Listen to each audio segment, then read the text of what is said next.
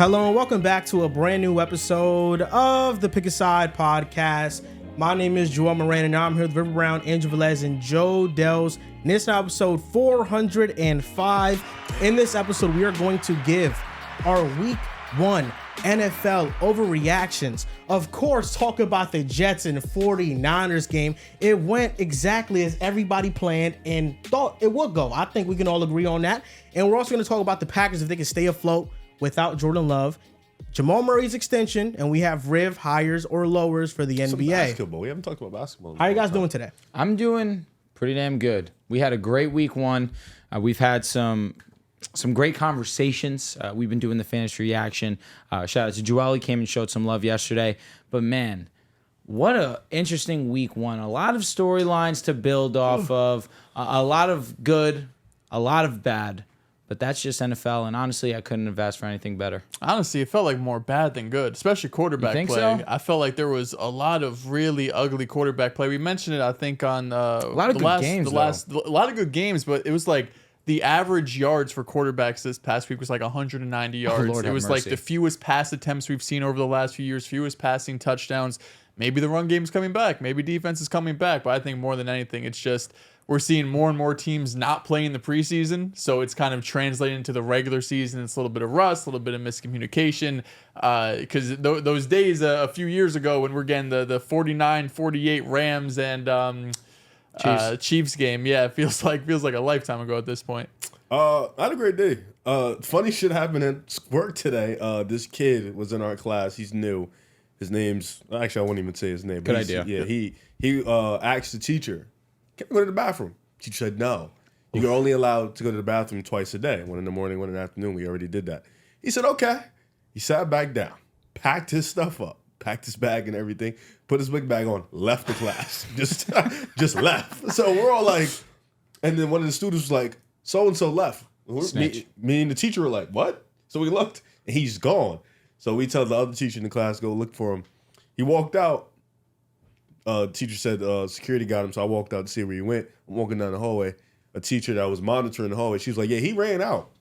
And we was like, "Ran out where?" The building. And I was just like, Oh my God. "Oh, what did you do?" I called security. I was like, "Oh, okay, nice." Went downstairs, ended up finding the kid, and the kid said he ran out because he was looking for a bathroom. He ran out of the building to find a bathroom. Yeah, and I was just like, "Okay, sounds good." So and he then, was just tweaking. yeah, How no, old it is was. the kid? He's 13. He's an 8th grader. Oh, geez, what brought the him back upstairs. He sat down, and then he was just like, "Yeah, I told my mom you guys didn't let me use the bathroom, so she will be coming here soon." And I was like, "Oh, To be honest, I would do the same shit. okay." Now, I don't know if I would have ran out the building, but like, yo, if I gotta go, I gotta It go. is fake crazy to tell a kid they can't go to the bathroom, but there's definitely also kids that like probably ask every 10 It's minutes. because the kids have made it to where they can only go twice a day and they have to go to class. So it's like that's school is really interesting. bad. Yeah, Yeah. so it's tough. It's probably the reason why there's regulations in place like that. He walked out. He said, "Fuck those regulations." He had to go to the bathroom. So, the walkout, I did Walk out to I won't find lie. a bathroom's The walkout was pretty insane. Like, he hilarious. just walked out with his stuff. I was just like, "Wow!" Like he doesn't respect you. Like he's leaving shit. Like From the way you describe this school, it seems like this Board of Education is scrambling for answers. yo, yeah. Like we have a new principal, a new assistant. Like he said, "Fuck all that." Like I gotta go to the bathroom. My God. I respect it. I respect it. NFL week one was great. I had a blast watching all the games. Did you? Yeah, All of them. everything went exactly as planned. Yo, Joel, stop. You have to stop saying that. Stop. You Everything predicted went most of exactly it. as Just planned. accept that you were wrong. Enough with this gone to They've been plan saying that shit. a lot in the comments God that you just damn. cannot take an L. It's ugly. It's okay the Jets lost. It's Just not okay. wear it on your sleeve. I didn't think you were talking about the Jets. No, it is okay Oh, to Jets you're lost. done. Do you think it's not okay to Jets lost? I No, think it's okay to Jets lost. I think you guys look bad. You just told me it's okay to Jets lost. No, it's okay to be wrong. It's not okay the Jets lost. No, it's actually not as okay especially as the fuck. way they lost. You know, they look like shit. I've really, before we get Bend into over. this, That's exactly we'll what talk Oh about my that. God, that got super graphic. So it, that's it what was happened. really loud. oh my It God. pierced my ears. No, it felt like watching that. It was like, oh yeah, wow, yeah. It was dominating. No CMC. We'll get to that though. How was your day? Jordan Mason, like, might like clear CMC. 13 tackles. You need him. You need Jordan Mason to clear. My CMC. God. Well, before we get into anything, we have to shout out Prize Picks, the sponsor of this show. You can use code PAS. If you play $5, you will get $50 in your account instantly. So make sure you guys take advantage of that. We'll go more in depth on Prize Picks next episode when we do our NFL Pick'em picks, and we will give some of our plays for that given weekend. We'll be keeping track of them, and maybe, I don't know, maybe even bring a title for that, a Prize Picks championship. Who's doing the best Time there? to become a degenerate again. You know, Pick'em championship. Joe Dehls, you're the champion for the season, but the champion for the week was Mr. River Brown. Yes, sir. And easy too. You had what? I think 2 up. Two up? Oh, We both one? picked Niners, right? Up. So you're 1 up. 1 up, 2 up. So you went 13 and I think 2. you went If I'm 3 up. not, I think I had 10. Oh, damn. 13 and 2 or 13 and 3. One of the two. 3. I lost the 16 Chargers game. I lost the Browns game. And I lost the Patriots game. 16 matchups, 113. Facts. Yep, Facts. yep, Facts. so- Here we go. Quick. Damn. one. Damn. Hey, that's a didn't great think start. I'll be honest. Didn't think I was I start think like that's that. your That's a best great week you've ever start. had. Oh, easily. Easy. By far. Yeah. 13 locked and in. 3 is crazy. I'm not going to lie. Nah, it was really the Steelers pick that kind of like, when I saw I won that game, I was like, no, I'm going to have a good fucking day. Like, because that game, it was kind of rugged in the beginning. I'm like, shit, like, are they ever going to score a touchdown? And I saw the Falcons weren't scoring either. So I'm like, all right, this might be an ugly Steelers win. I'm here for it. So. That's how I felt when the Titans and the Jaguars were up at halftime, and then they completely another one blew I the could've games. lost, yeah. I mean, that was heartbreaking. gagged. I would have won fucking 8 games if that shit would have gone the other way, man. Would have been We a slow can start. get into week 1 overreactions. No, we can't. And No, what we do you mean? can't. This No, could we be- can't. let's No, we do can't. part No, of we it. can't. Why can't No, we we go into can't. reactions? No, the fuck we can't. Why not? Because and you know what? I came in here, said what's up to Drew. Joel was upstairs. Dehls wasn't here yet. Joel, I came out the bathroom. I had to take a shit. I came out the was bathroom. nasty. It was very. destroyed that I toilet. was in there wilding. Went in there, almost passed out. Yeah, I came out. I didn't say anything to Joel about the game. I didn't say anything to Dehls about the game. I didn't say a word. I allowed the energy to sink in, but best believe I'm coming. So now that I'm here, Joel, Dehls, you disappointed me on the fantasy reaction. Why? And you disappointed me because you just did a sucker move. I just didn't like how you were moving on there. Like, it's okay. This loss is cool. I feel great. No, you don't. You shouldn't feel great. I don't feel great. I That feel ass whipping was fantastic. bad. Joel, though, all week, 2 weeks even, maybe 3, you were yapping. I don't know why you were yapping. We're going to destroy the Niners. We're going to beat the shit out of them. Double-digit You didn't win. have to do that. And it reminded me of when I came up here and I was talking about the Eagles and the Niners matchup. It's the perfect, vivid, same. I felt the same way you were feeling. I was talking crazy before that matchup. Eagles, Niners. I'm like, fuck it. This is my team. If I'm going to go out, we're going to go out with a bang. And then what happened? I went out there. They went out there and they got their asses whipped. Joel, man, I just, you and Dehls, I just want to ask you guys, like, all jokes aside, really, like, give me your genuine, like, when you were watching the game, and you guys were geeked, you tweeted. I saw your tweet. It was funny. Your tweet was hilarious, by the way. Dehls kind of kept it cool in the tweets. He didn't want to get tweets. You was on some shit like, yeah, like, it's lit. We just scored. Yeah. I respect it. We're in a war right now. We battling. Yo, it was a war And in the I first won the quarter. battle. The first quarter battle, I won. Sure. I yeah. won the first quarter battle. So, like, 100%. what was y'all, like, honest, genuine, serious, like, emotional feel? Like, I get it, Aaron Rodgers finished the game. That's cool and all, but, like, let's talk about the real here. Like, Okay, what was y'all feelings about you it? want my honest reaction Please, to the I do, Jets because I and know you were upstairs 49ers. sick as fuck. Basically, the game that happened, the 49ers blowing out the Jets. First of all, Riv, I'm really glad that you brought up the Eagles game from last year. That was a mistake. Because you know how I'm feeling. As could somebody, sympathize with you. as I was somebody hurt. that did the same thing, the Eagles are going to smoke the 49ers. Yep. And after the Eagles lost, you got a lot of 49ers commenting about you being wrong about the Eagles. So you can sympathize with me in that regard. I will say this.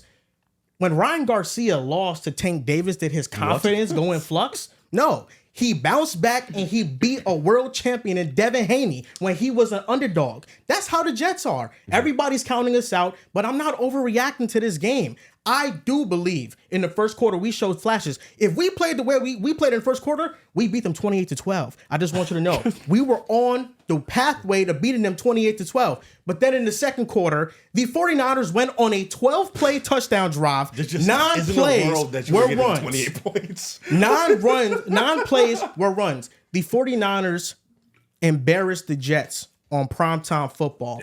That Monday is what it is. The 49ers are an elite team. There's still ways for the Jets to go to reach that level. But when Tom Brady was on the Bucs, he lost week 1 to the Saints. He actually got blown out in a worse fashion than we just saw. Don't count out the Jets just yet. This is just week 1, and I'm going to be here all year on the Jets. I believe and ain't going nowhere. And you, the guy who thinks the Niners are not that good.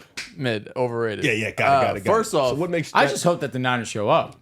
First up, End quote. They showed up. Shout out to did them. they? Sometimes you wonder. Shout out to Jordan Mason. Game of his career. Probably going to play week 2. Probably going to ball out again. They have an easy schedule coming up for the first. They do, and the way he looked last night should CMC. We could put you on the IR if we have to put you on ice because Jordan Mason's looking like that dude. Not overreacting. Really don't care. It's my brother. He knows what's up. We got our ass kicked. I'm here. I admit it. I was wrong. Thought the Jets could win this game. But I also think the overreaction is, number one, expected from a lot of people because a lot of people were super high on the Jets. Super high on the Jets, right? Collectively, we all have them in our top 10. We had them anywhere from I think you might have been the highest, 3 or 4, right? Pretty high. I was we were 5, 6. You might have been the lowest, 8 or 9. All of us, though, very collectively high on the Jets, even higher on the 49ers, right? So I think many people expected Jets were underdogs. No excuses there. I expect the Jets to win at a minimum, put up a better fight than what we showed last night. I think there are some genuine concerns about the Jets, what they showed last night, and I think the overall feeling about the Jets team still hasn't changed much for me.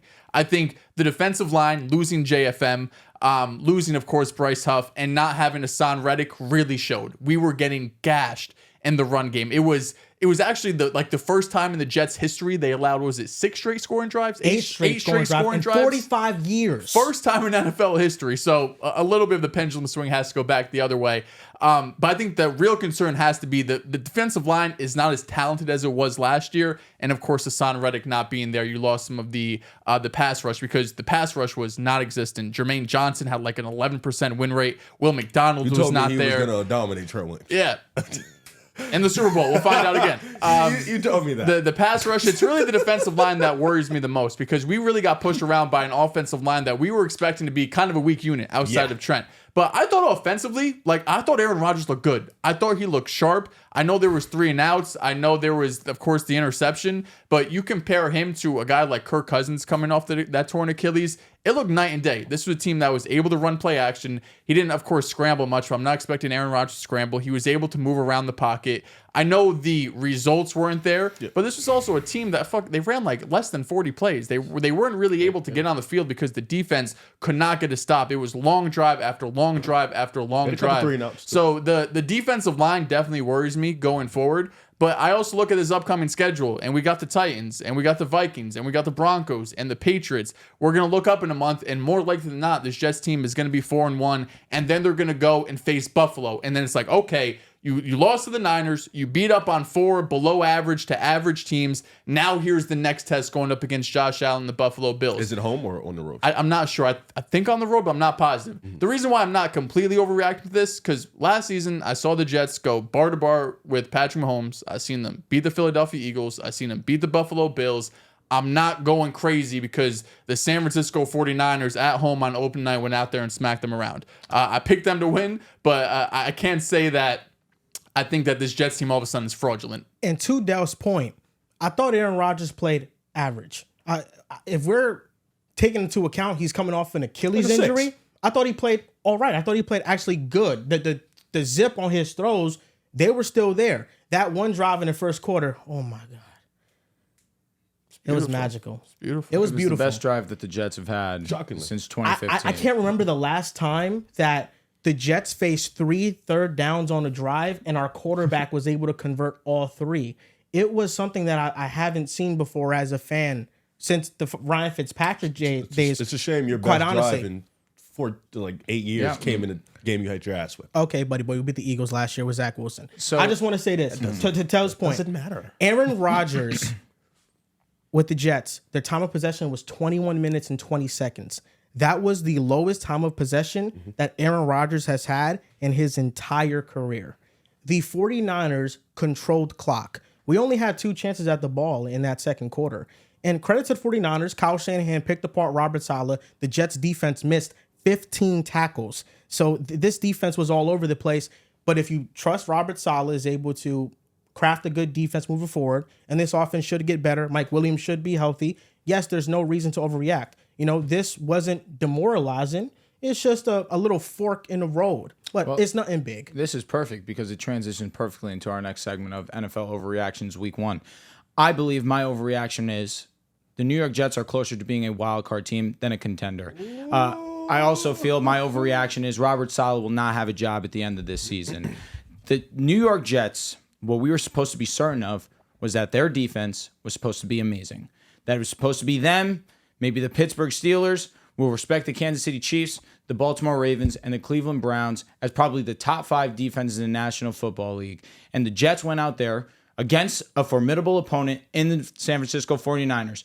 But here's where everything's going the Jets' way. Trent Williams barely practices this offseason. Brandon Ayuk barely practices this offseason.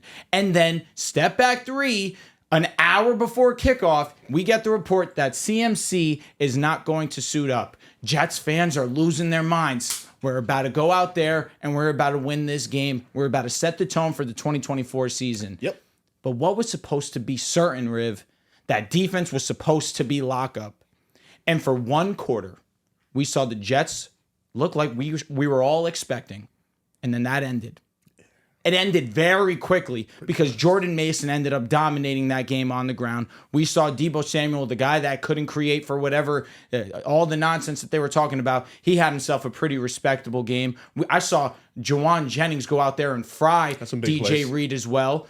You mentioned the defensive line not getting any push on that offensive line. It was atrocious. And if I'm the Jets, I'm begging Hassan Reddick and giving him a blank check at this point. That's how piss poor that defensive line was. The safeties have been a concern for me. Sauce is going to be Sauce. I respect that man more than a lot of corners in the game. He's one of them ones. He was pretty good yesterday as well, and he was playing banged up. Saw C.J. Mosley go out towards the in the game as well. But the offense, it is super reminiscent of that 2021 Packers team. And all I can think of is Aaron Rodgers, ironically, versus the Niners, where he spams Devontae Adams, he spams Aaron Jones, and doesn't even think to look at his other options because he simply doesn't trust them. Ironically enough, Allen Lazard is on this team as well. Allen Lazard was able to get 2. I wouldn't call the first one a garbage touchdown. The second one was a garbage touchdown. The first one was on a free play, Aaron Rodgers being Aaron Rodgers. And all things considered off a torn Achilles, okay performance, but to me, at the end of a show, at the end of a game, you look at me and you tell me, oh, I'm happy just because my quarterback made it past a game. Sir, since when did that become a standard? Since week 1 of last season. It is Aaron Rodgers, towards Achilles on the Hall fourth of play. Famer. Obviously. Did you see how it was last year? We have expectations when you have a Hall of Famer, 4-time MVP on your team. If he's healthy, he's good to go. We're not throwing pizza parties over, oh my God, he made it past a game. That is not what we're doing, especially after you got your asses handed to you. Yep. My overreaction, the Jets are closer to a wild card than they have of sniffing a contender title at all. And you want to treat the Dolphins this way? The Jets get the same treatment from here on out for the rest of the season. You do not get praise until you show up against a great team, and that's the facts. I love that we're starting. There we go. I love that Drew is going all in on the sorry-ass Dolphins this year. I really am glad you're doing it. Because who's winning the AFC East now? Who's winning the AFC East now, Drew? It's always and forever the Bills. I don't know about it's a 3-team race. You telling me the Jets are a wild card too? Listen, the Jets can still win the division. Well, no, you just told us it's not. Again, I said they're closer to a wild card team than a contender. So any team that wins the AFC East isn't a contender? No. What? So the Bills, Dolphins, Jets. I don't think they are. The Dolphins. I don't. Okay. I'm just confused because you were the highest on the Jets. No, out of all and of I us. understand, and I watched what happened after game 1. Oh wait, Dehls, you know what I'm confused about? I'm confused about the fact that did you not know that Garrett Wilson and Breece Hall were the 2 guys on the team? Oh no, they're fantastic. No, but I saw it in 2021 when Aaron Rodgers was MVP. 13-4. No, 100%, and they lost in the first game they played. So let me ask you something. Let me ask you something. Was that the second round? Correct. Yeah. This Jets elite defense, right? Okay, you saw them get torched by the number 1 offense historically last year, and they were one of the They didn't have one of their guys. The 49ers last year was one of the 10 best offenses in NFL history. He And so did Trent Williams. And Trent Williams, he was chilling. No, Trent Williams was amazing. Okay, no, we're talking about Brady. No, I understand that. What defenses are better than the Jets? I'm not saying there's not defenses better than us, but what defenses are? I said this, the Pittsburgh Steelers. Okay. What's another one? I think that's the wrong Kansas question. City Chiefs probably. Okay, what's the other one? Baltimore Ravens are in that The team conversation. that just let up 27 points against the Chiefs? I think that's the wrong 27 points to the Chiefs. We let up, are the Browns an elite defense, Riff? Yeah. The team that just let up 33 points to the Cowboys? Yeah. So because the Jets let up 32 points to the 49ers week 1 and we missed 15 tackles, now we're not an elite I defense Also no more? considering 27 points when Lamar Jackson and company gave them I great think field Baltimore possession on two can do the same on thing two in the drives. run game though to you guys also. Like I think Baltimore's a bad matchup for you guys. That is I a think tough Baltimore is matchup. a bad matchup, but I don't think there's a lot of bad matchups for us in terms of the rushing attack for teams in the AFC. Yeah, it's just Buffalo Well, the can run the Dolphins- ball against you guys. You could have run against the couldn't run- yeah. Jaguars. The Jaguars' Baltimore. rush defense is solid. I know, and our rush defense last year was good too. Well, we're talking about this This- year. this- Your rush offense just this let year up you have one 148 sample yards size to a backup. against Kyle Shanahan, one of the best play callers in the NFL right now. Last year, the Miami Dolphins were one of the best rush offenses in the league. They lost two Who are the offensive contenders in the AFC, Drew? The contenders in the AFC are the Kansas City Chiefs That's and it. the Baltimore That's Ravens. the That is it's it. just number 1 and number 2. So is it. going into the season, were the Jets in that conversation? Yes. they Yes, on paper, you had one of the best rosters. And after watching it, it looked terrible. So we lost to the 49ers, so we're out. I guess. Okay, fine. yeah, mean, because an that's just actual how it contender, goes. you went out there and you got absolutely So when, embarrassed. hold up, timeout. When we beat the Eagles last year and went bar to bar with the Chiefs, were we a contender? Because we Your matched up defense against a looked a contender. lot better last year than it did. Were we a last contender night. though? No, and not at Because all. we don't have even- Zach Wilson. Just like this year, does we're that still matter, a though? contender, but we have Aaron Rodgers now. Don't we got the Broncos this week? A doesn't couple matter. weeks. We have the Couple- Titans oh, this we're gonna upcoming fuck week. y'all up. Oh, man, probably I will. can't wait. Is I would that stop here's the doing thing. that. No I one's would- going to be moved can't by wait. that because again, your expectations not. aren't your standards are not beating the Titans. It's not beating the Broncos. No, your standards when you have a 4-time MVP on your team as your quarterback are beating the Niners, beating the Chiefs, beating the Eagles, beating the cream of the crop teams, beating the Baltimore Ravens. You don't have to worry about the peasants, right? Why would Crying you at do that. that? Beating the I'm not Eagles, worried we about beat them. the Eagles last year with no quarterback. Brother, you gotta let that game go. Again, what That we're- was their first loss of the season. It wasn't when look they at imploded just 2024. That was the start of the downward that, spiral. that game didn't mean nothing. The to Niners you game guys. was the start of the downward spiral. The Jets game, everybody very well still thought the Eagles were great So, at that time. So you beat the Eagles with Zach Wilson. Correct. Cool. You just got your ass whipped with Aaron Rodgers. That the shit first cancels game of the out. season, Aaron Rodgers' first game back And you from being cannot healthy. use that excuse because you thought y'all would win. Are the you thought Ravens- y'all would go why out are the- and why win. are Also, Hold on, Nathaniel time out. Nathaniel Hackett as your play caller. Why are the will be- Ravens? Why are the Ravens still contenders? They just lost to the Chiefs. What do you mean? So the It was champions. They were inches away from tying the game. Cook and them saying down. it's Were they not OT. getting dominated No, there's for a nothing majority to of the game cook. except They that didn't down- they fourth didn't No, quarter? because you They guys, what, in Nah, the they didn't first get quarter, dominated. is that what we're going to hold on to? You guys are first quarter heroes. When the second, third, and fourth quarter, the Niners absolutely did whatever they wanted to you. Baltimore came back from behind, was inches away from tying this game or potentially going for 2 and even winning the game. What do you mean they're not contenders? When they So were the Jets well aren't- more the Jets in aren't that winning the game Super than you Bowl? guys were ever The Jets, last night. the Jets aren't winning the Super Bowl. No. Is that the takeaway? No, okay. no. Again, No, I think it's no, deeper than that's that. not what I Takeaway said. is not Deeper than That's that. not what I It's said. deep- Like, it's No, deeper no, than that. I You said said not you're contenders. closer. Yeah, You're AFC closer to Championship, a y'all might not wild make it, card is what he's team. saying. Is what he's What saying. team is scarier in That's such a December, hot the take, Dolphins bro. or the Wow. Jets? That's such a hot What's take. scarier? What's scarier, the Dolphins Oh, or the man. Jets? To me, it ain't even close. It depends. What defense are we getting from the Jets? Because right now, you guys showed absolutely nothing to me. Dolphins Now, get the so many Browns strays. defense It's hasn't so shown shit. funny, The bro. Chiefs The defense Browns hasn't who's shown moved shit. by the Browns. But Who's I'm moved just by saying, the no Browns? elite defense showed anything this week. I think, Except the Steelers. Browns. The are Steelers. more- The Steelers are contenders now. Who said why? Because of a defense? That is not That, the the case. that's whole what- point is that's your about the point. defense, dude. No. I also combined it with your offense didn't look good. With 21 But minutes of what you time were of supposed possession. to- 21 You minutes. had a couple What three is and that? outs though too. And your defense was terrible, Also, but your offense Brees didn't Hall look good. fumbled on the second drive of the game. Alan RB2. Lazard fumbled on the. Alan Lazard dropped the pass on the first drive that Wide would have been the receiver first too. down. He got a great Mike game Williams after is that. going not to be gonna healthy. lie. He's coming back. He just didn't play a lot of snaps. He had a great game when the score was 23-7. Who is Alan Lazard. No, he scored the touchdown. That's what I said. yeah, He had a great game when the score was 23-7. No, this whole thing. You're not contenders. You're more of a wild card team. Are we missing the playoffs or not? I think it's more of a chance you miss the playoffs than have a chance of sniffing the AFC Championship. What the hell does that even mean? I get what I you're mean, saying. it's What? easy. You're more likely to miss it. than If make the AFC Jets are championship. more of a wild card team, that means we're not winning our division. Good job. You're I'm not glad locked- you you're not realize. locked So to make the what playoffs. team do you think's winning the AFC? Again, it's Stand one of on 3 it. teams. Stand on it. It's Dolphins either the or the Jets. Bills. Your schedule is so light that if you don't win the division, it's embarrassing. Okay, so you expect Wait, us to so win the if it's division. embarrassing, why are we wild card team? I if said it's you're because embarrassing? losing in the wild card round, losing in the second round. That's a good point. That's a good point. You Division guys teams are do win closer wild to card. that than going to the AFC if Championship or the Super Bowl. If we're losing the second round, we're a game away from the AFC If you- Championship. I can see you guys losing in the I first think he's round. saying you could be a division winner, but you could still lose in the wild card. You guys aren't the first seed in the AFC. That's not happening, so you can kiss the bye goodbye. okay. Well, We're thank not you. better than the That's- Chiefs. That's music I to think my that's ears. okay. I Yeah, haven't. and then We're you not better guys than go the out Ravens. there, I and had if you go and you expected that. face the Buffalo Bills, they can go and they can beat you. That you go yeah, and you yeah, face. sure. I'm trying to think of other teams. Houston at the can beat bottom. you guys. Houston can beat you for Yes. sure. We smoked them last year, but okay. They're not But the that was same with team, half a obviously. roster. That was with Zach Wilson. You got to But stop with this bullshit. Dehls, you know nobody played that game on offense. I understand, but like we had Zach Wilson. Listen, and And you had Aaron Rodgers last night, and your And we offense played the didn't look that Niners. different than when Zach I'm Wilson was out confused there. if the takeaway from this game is we can't beat the Chiefs, the Ravens, and the Texans might be able to beat us. That's the takeaway. Yeah, so if you There's a can't few beat the more good teams. teams, Going what into kind of this idea- season, I thought the Ravens were better than the Jets, and I thought the Chiefs were better than the Jets. do you think that before the season started, do you think the Jets could go to the Super Bowl and win it? Yes or no? Yes, and I still think that. Then that's where we're having a strong difference of opinions. But it feels like it hasn't changed much for you.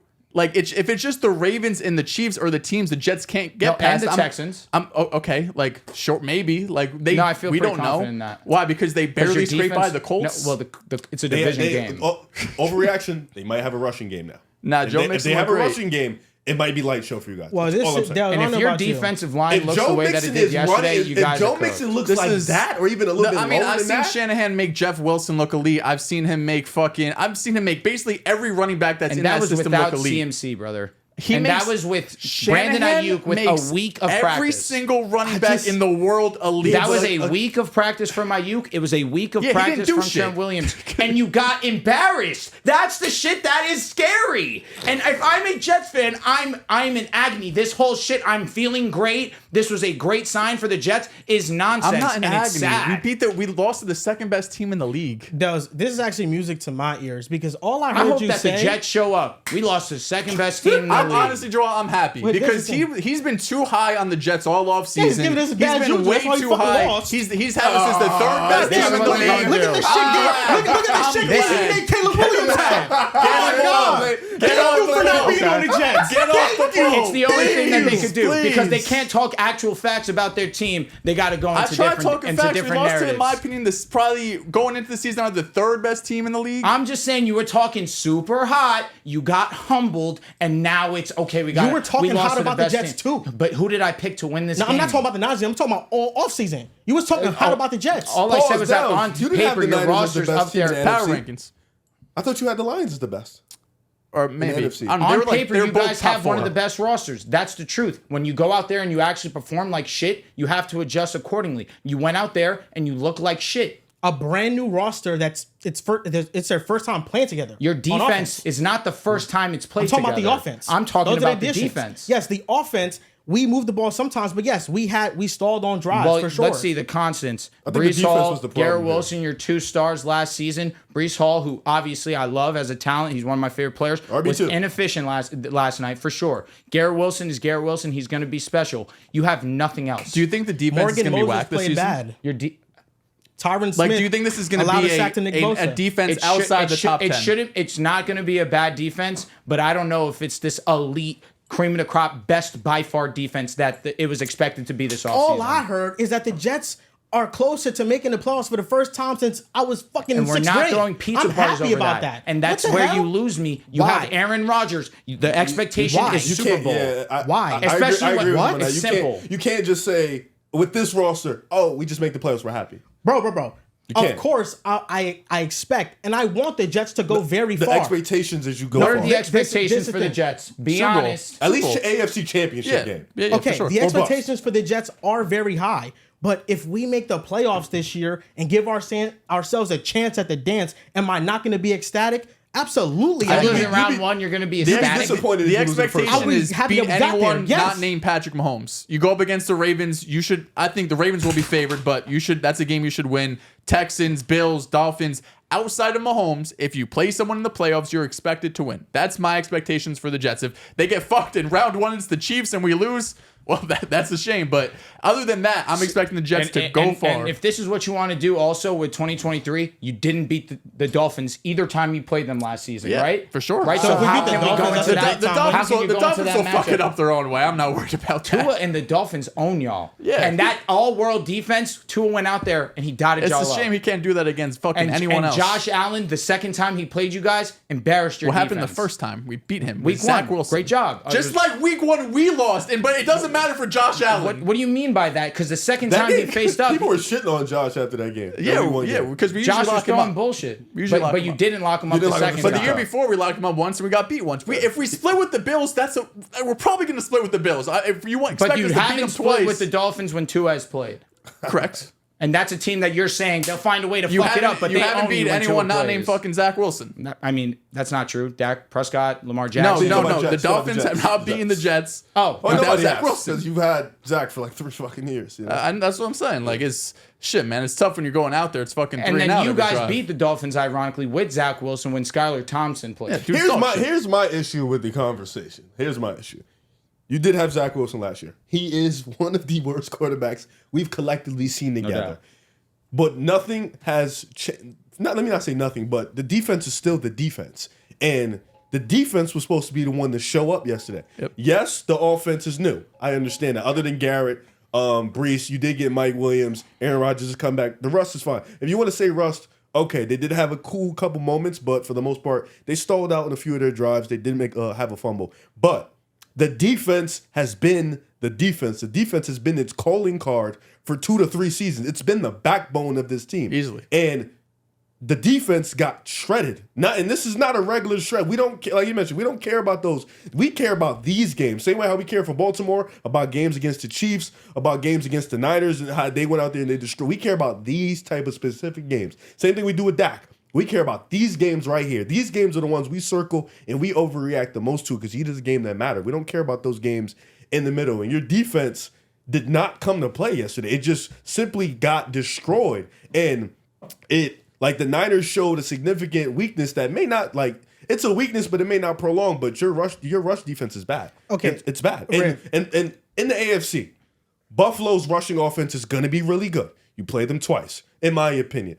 Miami's rushing offense that has talent, but I don't know. And then you got Baltimore. Kansas City's just Kansas City, whatever. So in Houston, I think if Joe Mixon is going to be, not yesterday, because yesterday or Sunday was crazy, but if he can give you a little bit of a push, that can be an issue too. So there's a couple teams where the Niners, I don't want to say they exposed y'all, but they maybe showed a crack in your defense that could be exploited by other teams. Kyle Shanahan It's the best in the world. Robert Saleh is defense coordinator. They understand each other a lot. And Kyle Shanahan obviously is just a better coordinator. Yeah. And he's Best a better in the play game. caller. He's the best run designer. It's week 1, and he came out and he got all the tools out his bag. But some of them were just run up the guts, Joel. And you mentioned No, they it, all weren't. They were pulling No, guards. but you No, also some of them were mentioned just straight 15 run up the broken guts. tackles, correct? Yes. Yeah, that is extremely alarming. So you don't think we can tackle better? I think if anything, that's kind of the silver lining. We Like, can this fix is a that. defense that hasn't played all year, and your 15 tackles broken are probably tackles you're is probably a better an tackling. insane number. What team did the 49ers not run on last year? But it's CMC. Now it's Jordan Mason. The gaps were still there, but though. I just mentioned 15 broken tackles. I'm not Yes. talking about the open lanes. For him to do that is nuts. Yes. No, 15 broken tackles as a whole. Jordan Mason had 11 of them, I believe. crazy. Still a lot. And Jordan Mason had a heck of a game, and he deserves his credit for sure. When you watch half of the runs that happened, I mean, they are getting to the second level, pulling guards, pulling their tackles, pulling George Kittle in motion. They are blocking our second level defenders perfectly. And Jordan Mason had wide open lanes to run the football. Now, is that something that we can fix? I think so. You mentioned the AFC competition. I think the Bills rushing attack will be good.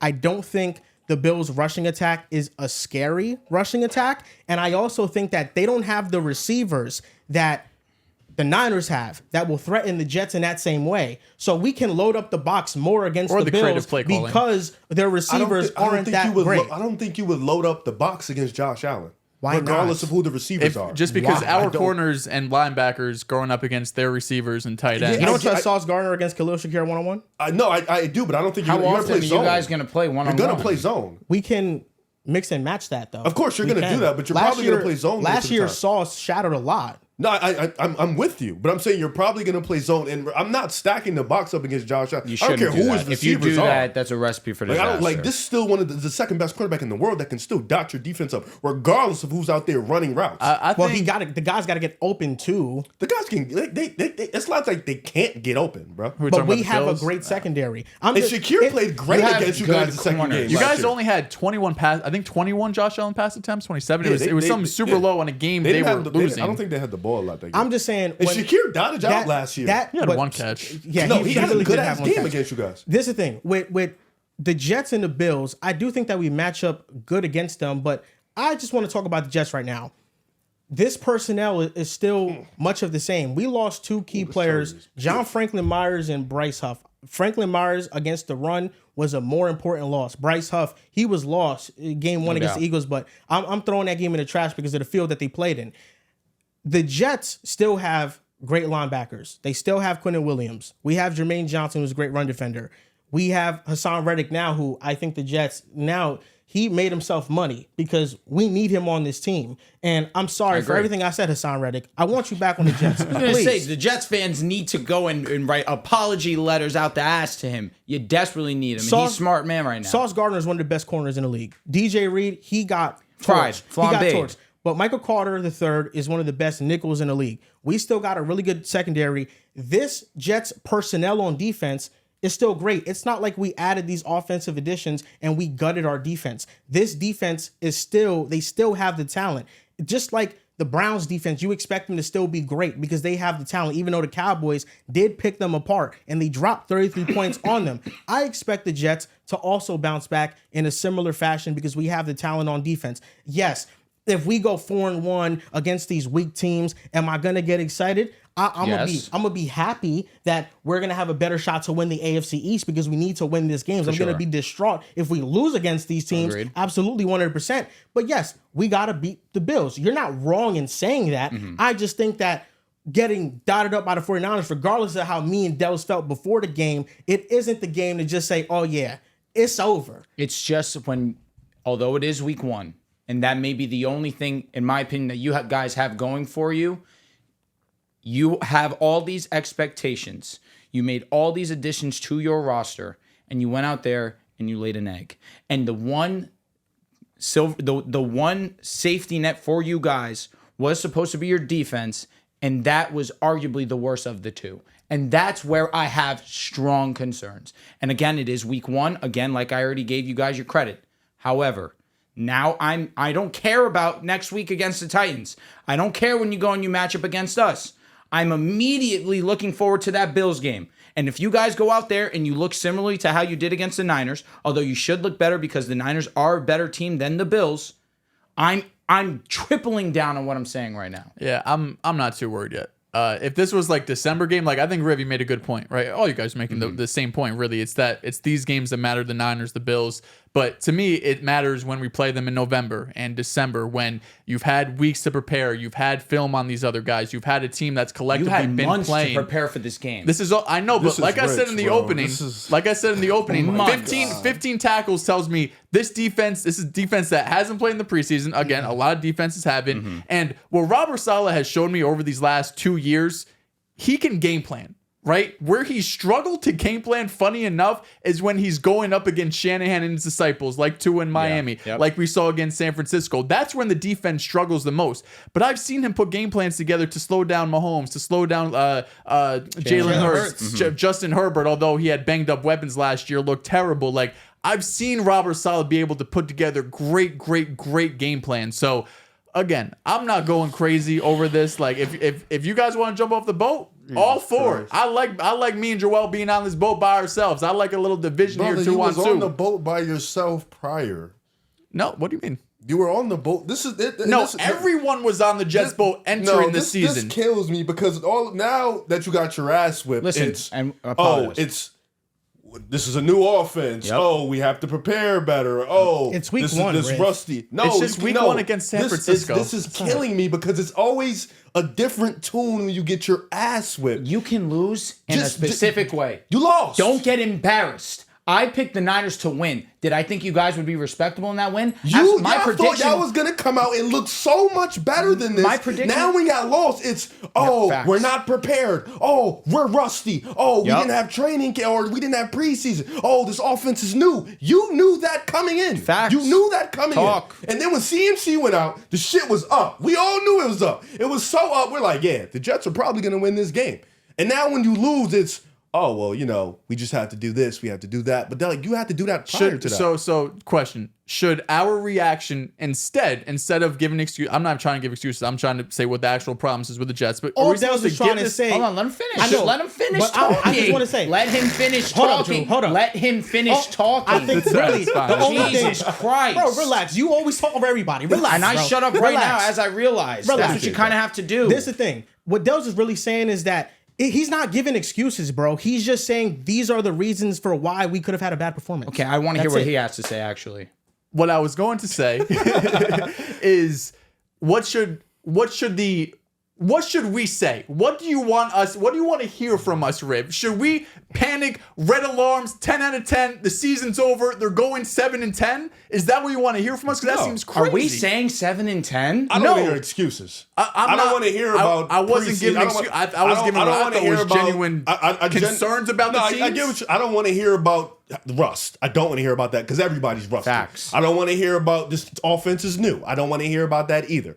That doesn't make sense to me. 'cause Nathaniel you knew Hackett that. and Aaron Rodgers have been together even, for years. Even if that, you knew the offense was new when you came into the game. You knew that. You knew Facts. that. You knew that's going to happen.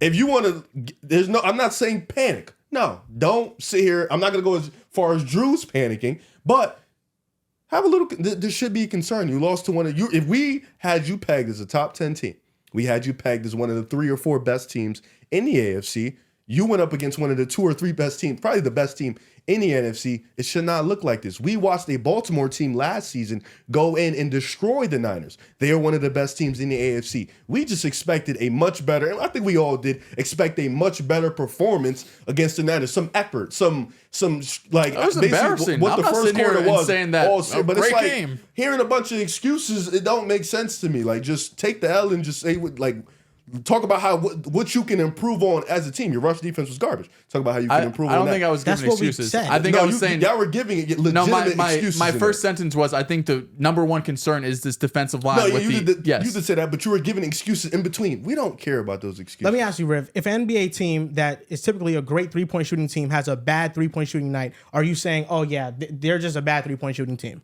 The NBA is a lot more different. No, It's a I'm lot just more asking. variant. It's the same theory. I'm just the It's not Jets the have same had theory. yes, the it is. Jets, the No. Jets have had an elite defense for 2 seasons. I agree. And now with the week similar 1, personnel, they they're just go out. up against I the agree. Niners, and now they you're get smoked, this is and it's expectation year. Yes. Your freshman year, Yes. you go up against a top team, and what happens? got smoked. When you now the expectations are real. You can't now just it's go legit. back. Yeah, and now it's legitimate. You're here. You're like, yeah, we're here. We feel like we can win it this year. We feel excited. Riv, this is the year. 100%. I agree with you. So it's- but I yeah. also think that there's 2 sides to the coin. It's Of on course. one side, show up, do your fucking work, and 100%. compete in this game, I agree, and yes. borderline win this game. The other side of the coin is we have multiple years of Robert Saleh's defense really outside that first Yes, year yes, yes. of Correct, being correct. an elite unit. They lost some pieces this offseason, but all of a sudden, just because of one game going up against what's probably going to be a top 3, top 5 offense in football, all of a sudden this defense can't be. It's not going to be an elite unit.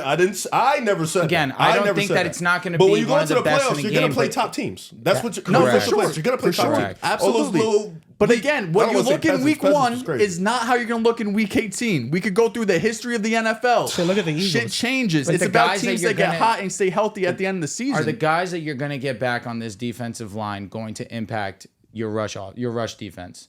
I mean, Hassan Reddick's the only guy coming through that door.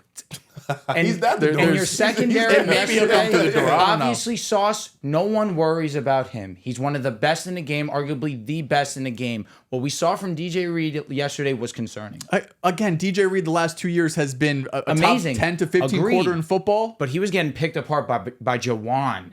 Yeah, he was for sure. Shout out to Jawan on a hobbled ankle too. Which is really. So you're out on Jalen Ramsey because Brian Thomas Jr. had a day against No, him. he Jalen violated. Ramsey got violated. Yeah. So you're out on him. He's washed. I wouldn't say out. Again, I'm not out on DJ Reed. Okay. I'm just saying cause for concern. There's cause for you're concern cause for with Jalen. Okay. Yeah. I don't know. Obviously, you all So can can any be corner that had a consistent. bad game, it's a cause for concern week 1. Now, obviously, this It all can depends change on week how 5 it against happens. Buffalo. Like that's how, but that's Because how the NFL works. Brian Thomas Jr. has a pretty high ceiling, in my opinion. I've been very vocal about that. Jawan Jennings, who again I've given him his praises. He's not this guy that DJ Reed shouldn't be able to at least strongly limit. Jawan's not that kind of guy.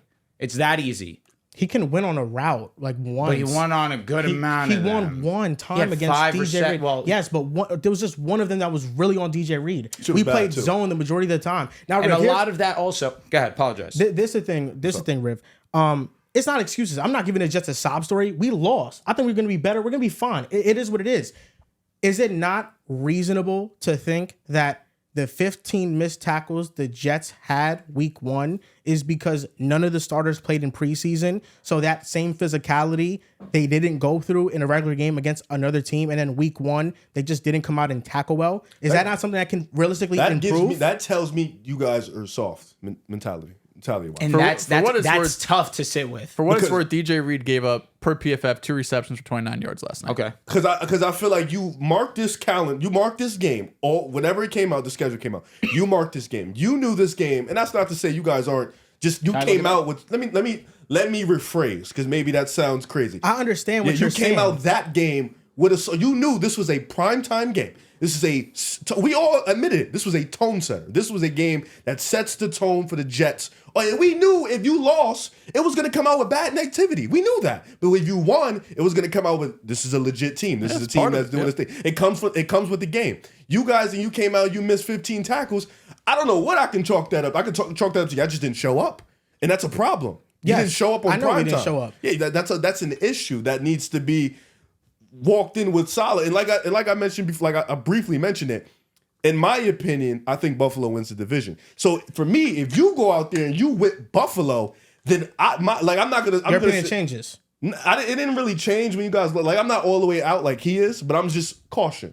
And then it obviously flips right back to okay, they're back now. They're sitting there. They look much better against Buffalo. I'm not going too far as to say you guys. I still want to wait and see. But there's a level of caution there that I just want to sit here and sit with. That's Well, all it's I'm the saying. Jets. You got to be It's the cautious Jets about podcast, everything. man. You got to be cautious about everything. Yeah. Well, it's just similar to how in NBA, if you go into the first game of the season and you It don't, is not similar. this is what I'm saying. And if you go into the season, the first game of the year, and you shoot poorly, a great 3-point shooting team, they shoot poorly.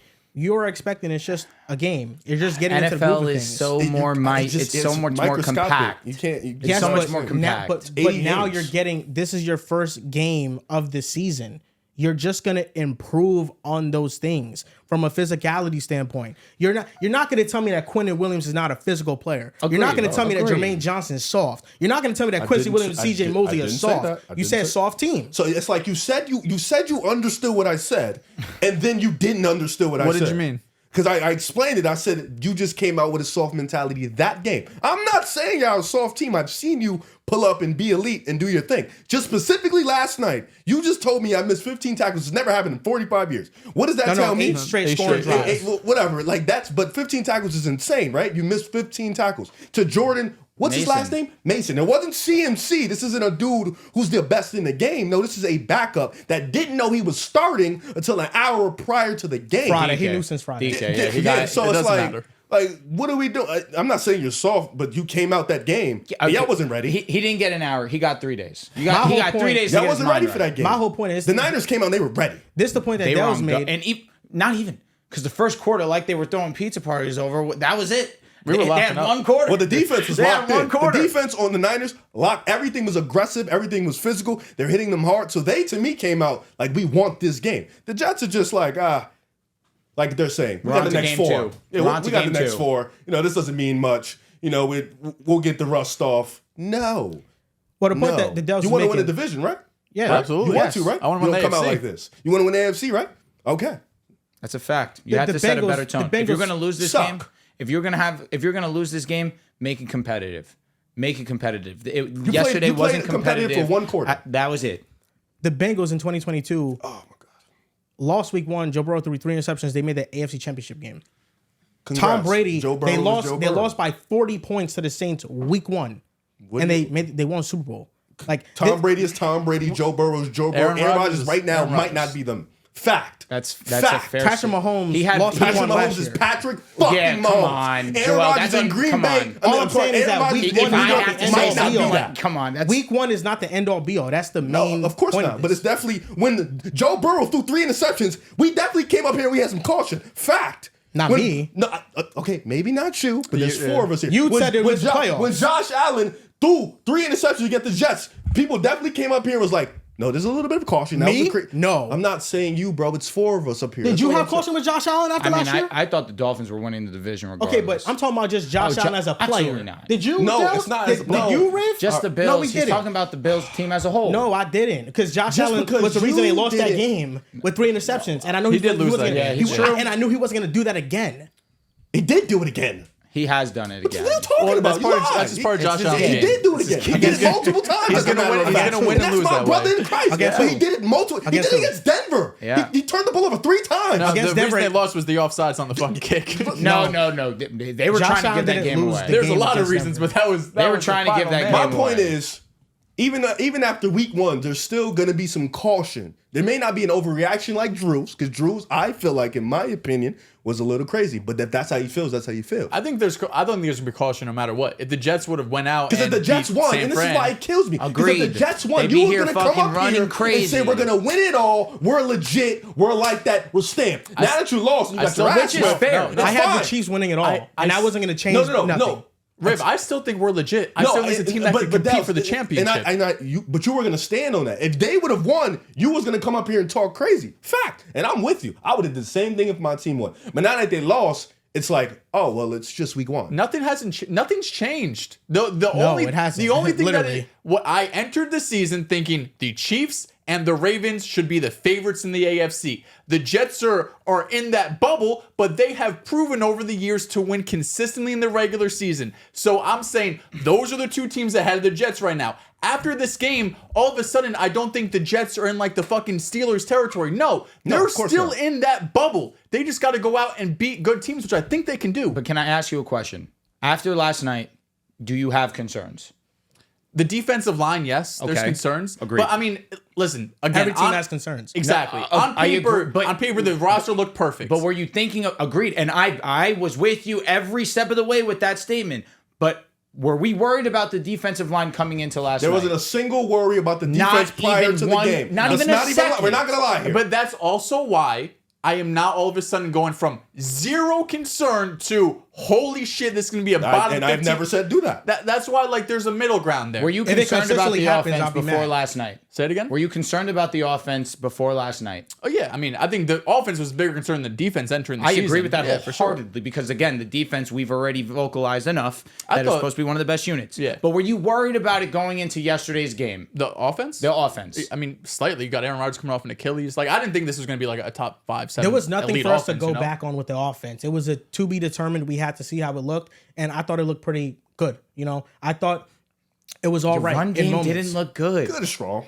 I It's thought the run blocking unit was pretty bad. I thought the pass blocking unit was Good. really good. More than anything, though, I just hated first down, you run the ball, get 2 yards. Second down, you run the ball, you get 1 yard. Third play and 7, calling let's was pass it. definitely That was the iffy. biggest concern Yeah. offensively for me. I think Brees is going to find his We holes. ran too much. The offensive line's going to figure it out Agreed. in terms of run blocking. But the philosophy still being run, pass. That's a concern.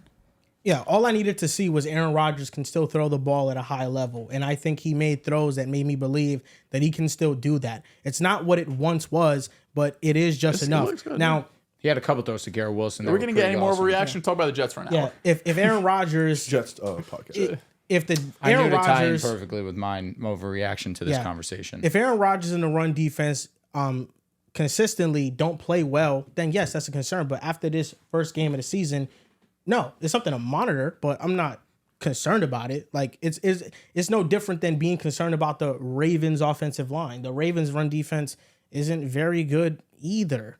It's not. It's no different than the Bills and being concerned about their wide receivers or But those are their real linebacker concerns. cores. We have caution But about those. if every team has concerns, why You want do to the know Jets what just it get is? glorified? You want to know what it is? And maybe this is a me problem.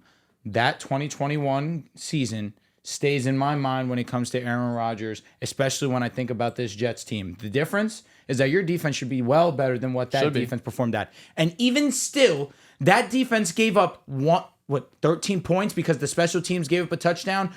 Before that, the score was 13-7 at the final. So even still, we can't really blame the Packers defense, but he hyperfixated on Devontae. Fair. He's going to hyperfixate on Garrett Wilson. Fair, because he has to. He's going to hyperfixate on Breece Hall like he did with Aaron Jones, and that did not result in winning football when it mattered. That's where it's stuck in my head, and that's a me problem. But it's fair when I've seen Rodgers be super successful in the regular season, and then come playoff time, his teams fall short. Whether it's him falling short or the team as a whole, that's been a pattern. And after last night, when I saw that only 4 guys were targeted, Conklin had 2 targets, 1 catch. I'll give Lazard his credit. In the second half, he really started to go crazy. But before that, it was the Garrett Wilson show and the Breece Hall show. And Breece did not look good. That's where I do have my concerns. Because history has shown us, if that's going to be what carries over into this model of the Jets, it's not going to lead to wins when it matters. Are you concerned about Breece Hall? I don't think so. I'm not. He should look a lot better than what he did yesterday for sure. He fumbled and dropped. He did not look good. It was being uber inefficient that definitely didn't sit well with me. I But think again, there's holes for when him, when you have to worry about Garrett Wilson and Breece Hall, if you are a mid team, Breece is going to go nuts. Garrett Wilson's going to go nuts. But when you play these upper echelon guys, we could get a result like we saw yesterday. And even still, listen, Aaron Jones in that 21 game was awesome. It was great. He was awesome. Should've had So a was touchdown. Tay. But that resulted in 7 points. Absolutely. That's my worry. If you guys struggle against, who you guys play next week? The Titans. Titans? If you guys Titans. struggle against the Titans, are you going to have concerns? Absolutely. You have to. Yeah. But we're expecting the Jets to look good. They should Well, win by if double-digit the points. Jets defense looks bad, Agreed. then yes. I think the Titans defense is really damn good. No, I don't. I Think, agree I with don't, that. I don't think the Jets defense is going to look bad against Will Levis. I'm going to say that. If, early. if Will Levis goes out there and dots I'm y'all, more talking about your. I'm more talking about your offense. It looked bad against Tennessee. Yes. I think it'll look up and down. it should look better than yesterday. Yeah. Yes. Yesterday was it'll bottom look of the up and barrel. down against the Titans. Yep. The Titans are really damn good. Tavondre Sweat He is was a insane. rookie who hit, oh man, he's No, they gonna put be, on a hell of a performance. he's gonna be a star. My overreaction is about the Atlanta Falcons. And I think if there's any washed older quarterback that we need to be looking at and really hyper fixating on, it's Kirk Cousins. And it's the Atlanta Falcons. It's not just that Kirk Cousins doesn't have the talent of Aaron Rodgers. It's the fact that he came from a system last year that ran play action at the second highest rate in the NFL. His first game back from his injury, it was shotgun and pistol formation over 90% of the time. And the play calling was predictable. When they ran pistol, they were running. When they ran shotgun, they were passing the ball. Kirk Cousins also didn't have that same lift off his foot, that same power that he generates off his foot when he's throwing the football. Coaching with the Falcons, Zach Robinson as an offensive coordinator, I think that is a major concern. I'm with you. These weapons are thin. I mean, we talk about Garrett Wilson and Breece Hall for the Jets. I mean, Drake London, Kyle Pitts, and Bijan, those are the 3 guys they got. But Drake London isn't proven to be as good as Garrett Wilson. True. Kyle Pitts is injury prone to this point. Agreed. And Bijan Robinson is an inefficient running back. Bijan is a home run hitter, and when he hits home, it looks spectacular. He has highlight plays, but on a down-to-down basis, even last year, Tyler Algier was more efficient as a runner and getting chunk yards than Bijan Robinson. Their defense, secondary, linebackers is an okay group. This defensive line got no pressure against Justin Fields, and this Steelers offensive line, I don't think it's going to be that good. I think it's going to be average at best, I'm with if that. So the Falcons have an average defense. They have an average offensive line. They have a quarterback that might not be the same anymore. They're thin at receiver. They have an offensive coordinator who might not know what he's doing, but he got that job because he's close to Sean McVay. And I look at their division.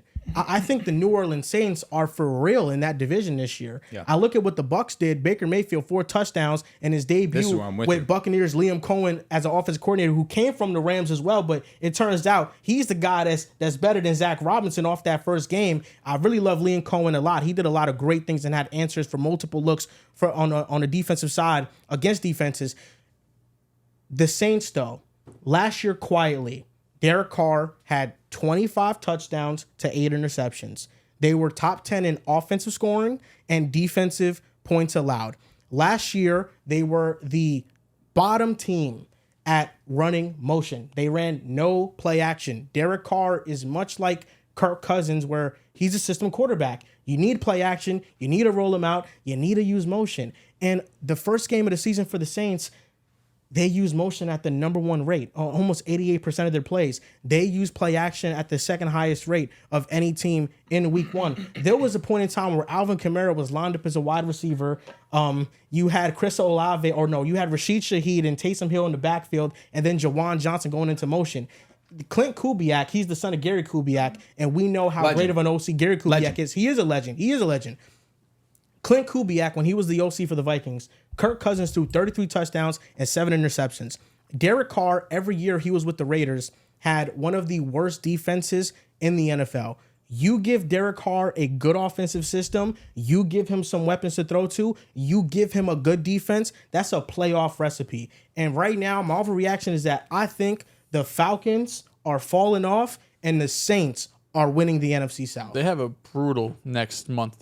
Hell yeah, they do. The Falcons do too. The Falcons have a couple of tough games, but this was from Benjamin Solak, who works at ESPN now. Kirk Cousins, who we know is not a mobile quarterback at all, he moved an average of 3.1 yards per dropback. It was the least amount of movement he's ever had in a game by a full yard. The Achilles is definitely still bothering him. I think you could tell that it's awfully concerning. My overreaction was Michael Penix is going to start at some point this season because over time, Kirk should get more healthy, right? As time goes on, he should get more healthy. But what I saw from that game was, you mentioned no play action. We talked about how little movement he had in the pocket. But even when he had a clean pocket, even when he was able to have clean throwing lanes and there wasn't pressure, everything was his upper body. There was no leg drive. There was no sort of movement from his lower body that was getting into these throws. That's why we saw even the one interception, or maybe it was just a short pass over the middle of the field. It was straight upper body and arm. Crazy concerning. The Falcons still have the easiest schedule in the NFL, although the next 2 or 3 weeks is pretty difficult. But for now, I saw where Kirk wasn't great. I have one here. I have a few here. I have like 7 here. But let's do this one because I think Riv's going to like this one. Justin Fields expected to start week 2. Yep. He wins again. He runs away with the starting quarterback job. I don't really care. That quarterback situation stinks regardless. Hilarious from the Bo Nix guy. Agree. Listen, I'm not here bragging about my team, but I can sit here and be objective about the Steelers. Fields didn't that play offense bad, man. but the offense didn't move me at all. He was actually the highest rated passer on deep throws yesterday. He had three big time throws. Second in the. I don't think the offense week really 1. is supposed. It's Pittsburgh. Like, they have one weapon.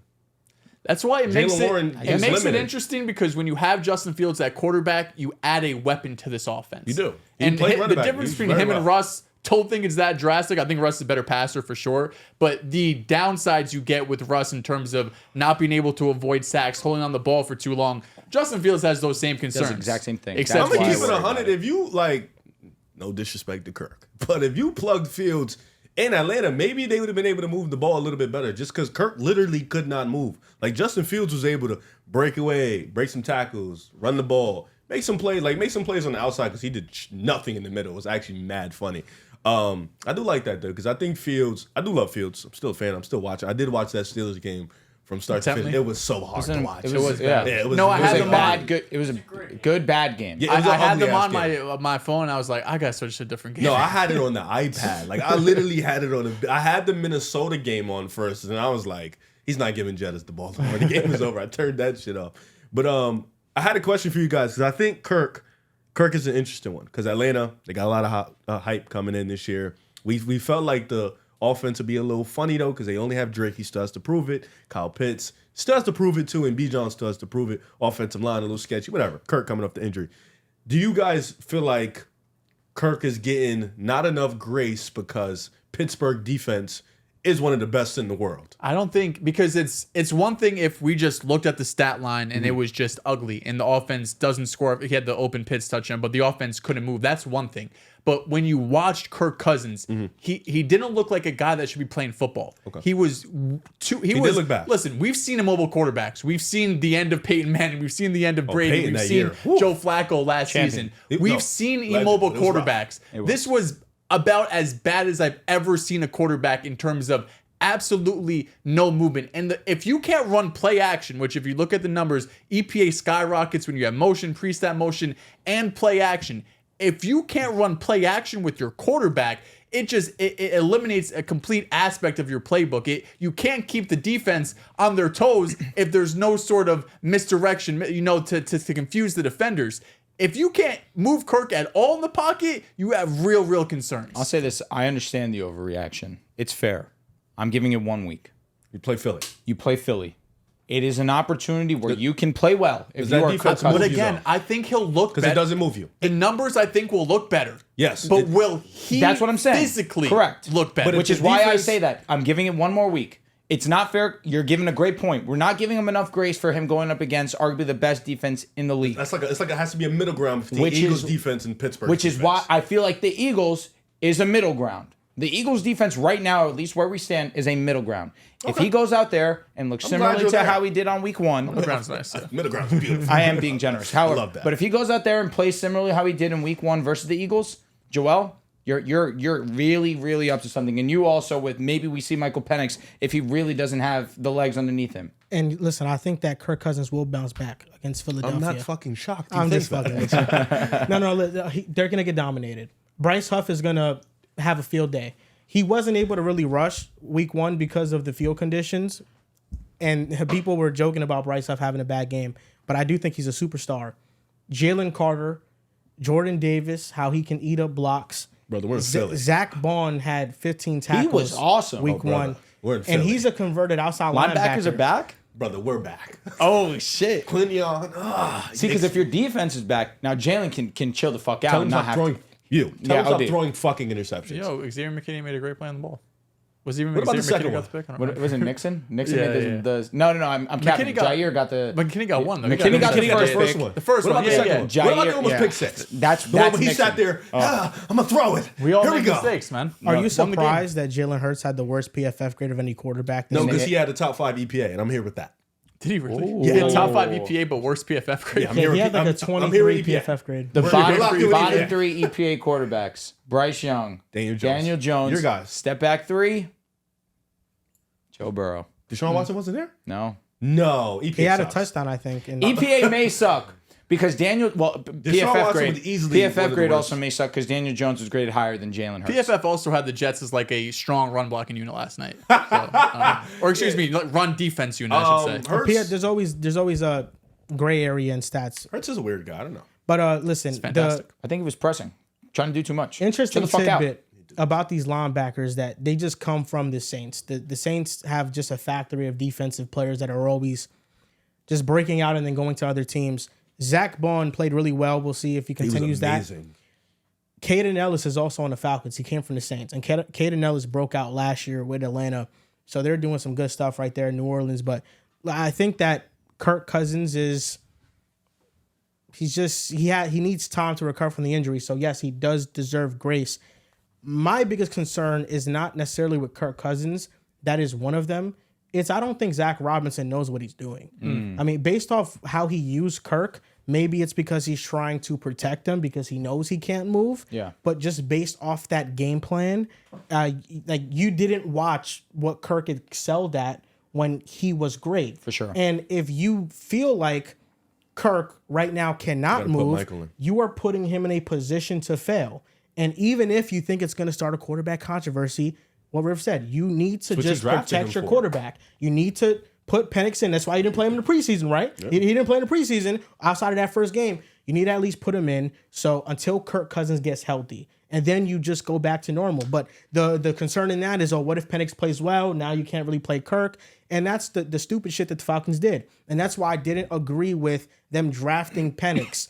Because if you sign Kirk, then you draft a player to help immediately because you are telling everybody you want to compete now.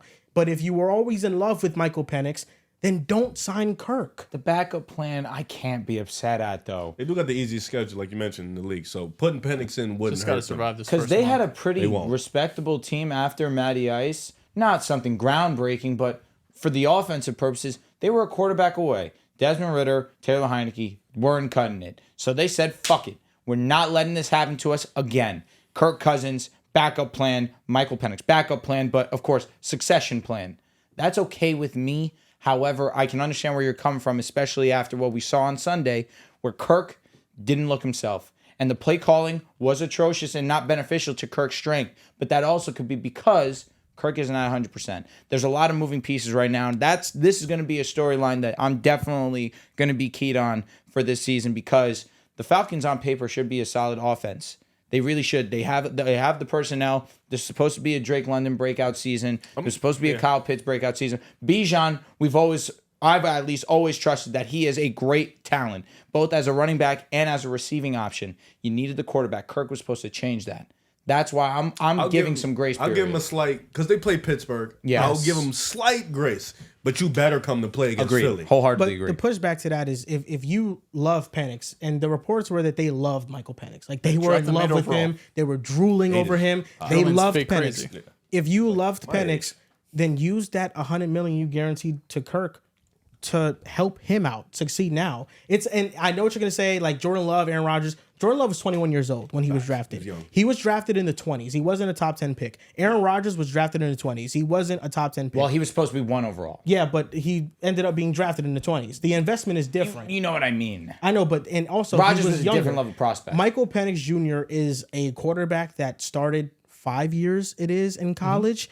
He was hurt, though. He is supposed to be ready right now to win. That's why the Broncos. That's why you started Bo Nix. You didn't give him any competition because you need to know what this 25-year-old is made out of right now. Like you cannot wait 2 years to see. There's not going to be much of a difference from 25 to 27. I think the Falcons and the Broncos positions are different, though, because we don't have a legitimate chance to compete for our division. We don't. The Falcons have a legitimate chance of doing that if they did have a starting level quarterback. And Penix can be that. I agree with that, but I don't know how soon that can Or be. at least that's what they drafted him. Of course, to 8th be. They drooled overall. over Agree. him. I don't disagree. I don't. Not Yeah. at all. Oh, happy Father's Day. Oh, nice. Little late. Nice, Riv. I just forgot somebody made that for me. Oh, It's really dope of them. Now, what are your yeah, overreactions, so we got Riv? another one. I Well, actually you have, said you had 7. I have a ton, but I wouldn't, I share have the 3. sugar. Yeah. I have 3. Oh, I hey. just have one. I'm just gonna piggyback off you because you wow. You're a big guy to piggyback off. I am a big guy. Because you were talking about benching the quarterback. So for mine, week 1 overreaction, Drew, you're gonna love this. Let's hear it. Deshaun Watson won't make it past week 6. Wow, it's over. No, brother, it's All in right, the mud. I had the similar one. Mine okay. was, hear me out. Deshaun Watson or Jameis Winston starts before Deshaun Watson throws for 300 yards. Yes, I'll get Jameis Winston, man. Listen, Cleveland, you're in a situation kind of similar to Denver, but not in the same way. You have a quarterback that you gave a lot of money to. Same thing as Denver. Comfortable amount. You believed in this guy, and Denver's a little different because Russ was just coming, like literally just coming off a great year. With Deshaun, I understand the sentiment. At that point, he was like a top 5, top 6, whatever how you want to count. He was an elite quarterback. Then he missed a year, but you still believed. You can't forget all that talent. You can still be like top 15, top 10. He's forgot everything. He doesn't know how to play anymore. It's gone. You've guaranteed so much money to him, and you had a legitimate. I think last year you had a legitimate roster that could have literally competed for an AFC championship or at least made it far to the second round. Not got embarrassed away. They could have possibly won the division, I believe, with a legit Deshaun Watson. They were like a game or 2 away from Baltimore. This year, you come in with the same mindset. You improve the wide receiver spot a little bit. You make a couple more moves. And first week, you lay a dud in Cleveland, which your defense was elite. Defense couldn't get no help. Offense literally got nothing. Defense was getting gashed up. Now you're in a position where you have this roster that's so talented outside of quarterback. Nick Chubb has yet to come back, so he doesn't even give you that relief. You kind of need to want to win now. And I think Jameis Winston gives you that best opportunity for just the quarterbacks on the roster, because I think Jameis Winston still has a rocket arm. He does turn the ball over, but he can still make throws at a better rate than Deshaun Watson. He's a lot more accurate than Deshaun Watson. Deshaun Watson another case just came out now. So now you're in a position where Deshaun Watson mentally is just not in the football world right now. He's just not at that ability where he can reach the stardom of a top 5 talent anymore. He just can't do it anymore. Like you mentioned, Drew, I think you said it last podcast, take the L. You tried. You failed miserably. It's fine. It happens to everybody. You've made the biggest mistake possibly in NFL history. Fact. Take it with a grain of salt. You did it, whatever, L. Now, how can the next position is how can you build off that? How can you recover for a situation like that? How can you, treat your other players and, make them feel like you still care about them? I know there's a clip that Deshaun Watson tried to help one of his offensive linemen up and they kind of dudded away. I don't want to make it too big of a deal, but it just feels like with Deshaun Watson, it's been nothing but paparazzi, situation outside of football. And then when you look at his football ability, it's like, damn, bro, you're not even giving them anything to really be great about and giving them any hopeful about, we gave you this money and you've been good. So I think Jameis Winston will be playing by week 6. You said before 300 yards. That sounds like a real possibility too. But I think right now with Cleveland, love them to death, love them as a team. But if you really want to legitimately at least just compete and be competitive, because you've been dog shit for a long time. You just want to be at that competitive stage. Jameis Winston has to start. So that was one of my overreactions. Oh, you got another? My last overreaction was Tank Bigsby's going to inevitably take the job away from Travis Etienne. We saw it this past weekend, if I'm not mistaken. His brother's at Georgia. No, Etienne. It is Georgia. He transferred from Florida. Yep. Facts. Let me make sure I get my numbers right, because Tank Bigsby was wildly more efficient with his opportunity, but And he didn't fucking fumble. Etienne averaged 3.7 a carry on 12 touches. Killed you, bro. Had a terrible fumble, like you mentioned. Absolutely. That ended up turning the tides and obviously giving all the momentum to Miami, because the very next play, Tyreek Hill goes for 70. But then Bigsby, on same touches, goes and averages 6.1 a carry. Last year, Tank Bigsby definitely showed his rookie issues and was not that great. But you really look deeper into Travis Etienne last season, was a touchdown machine. Wildly inefficient. 3.9 a carry.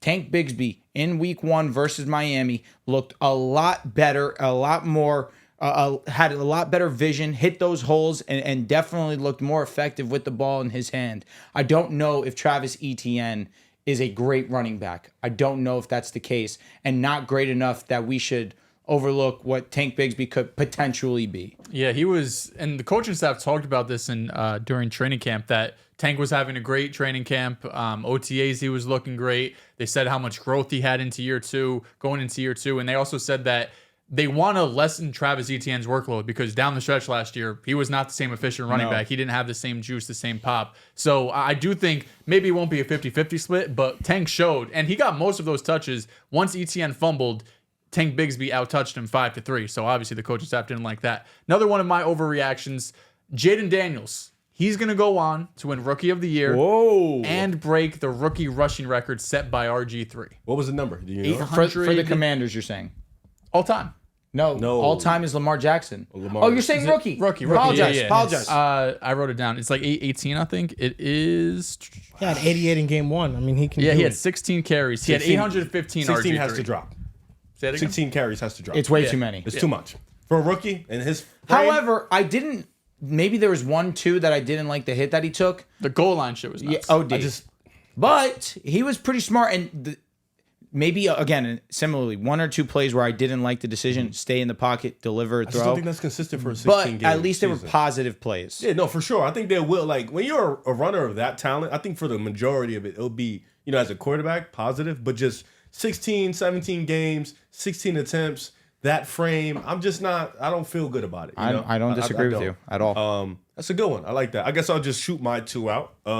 One of my overreactions was, and people did not like this one, is Joe Mixon might end up top 5 running back by the end of the year, statistically. If you just watched him against the Colts, man, this brother was moving. I mean, this brother was breaking through the chains, breaking tackles. The vision was there. Like, Joe Mixon looked like a different guy out there. And it was so important for him to have that game, because you saw early in the game C.J. Stroud slipping. He had a couple turnover-worthy plays. It's just the offense wasn't the offensive line was breaking down. The Colts Buckner, Grover Stewart. I forgot who the other guy was, but they were able to break free and get to C.J. Stroud a few times. And you saw this Houston offense. They had a couple big plays. Nico Collins, always ready for a big play. Stephon had 2 TDs. Tank Dehls had a big play. But it just wasn't the same consistent consistent passing offense that we've seen. It's going to take some time to gel and get the rust out, like you mentioned.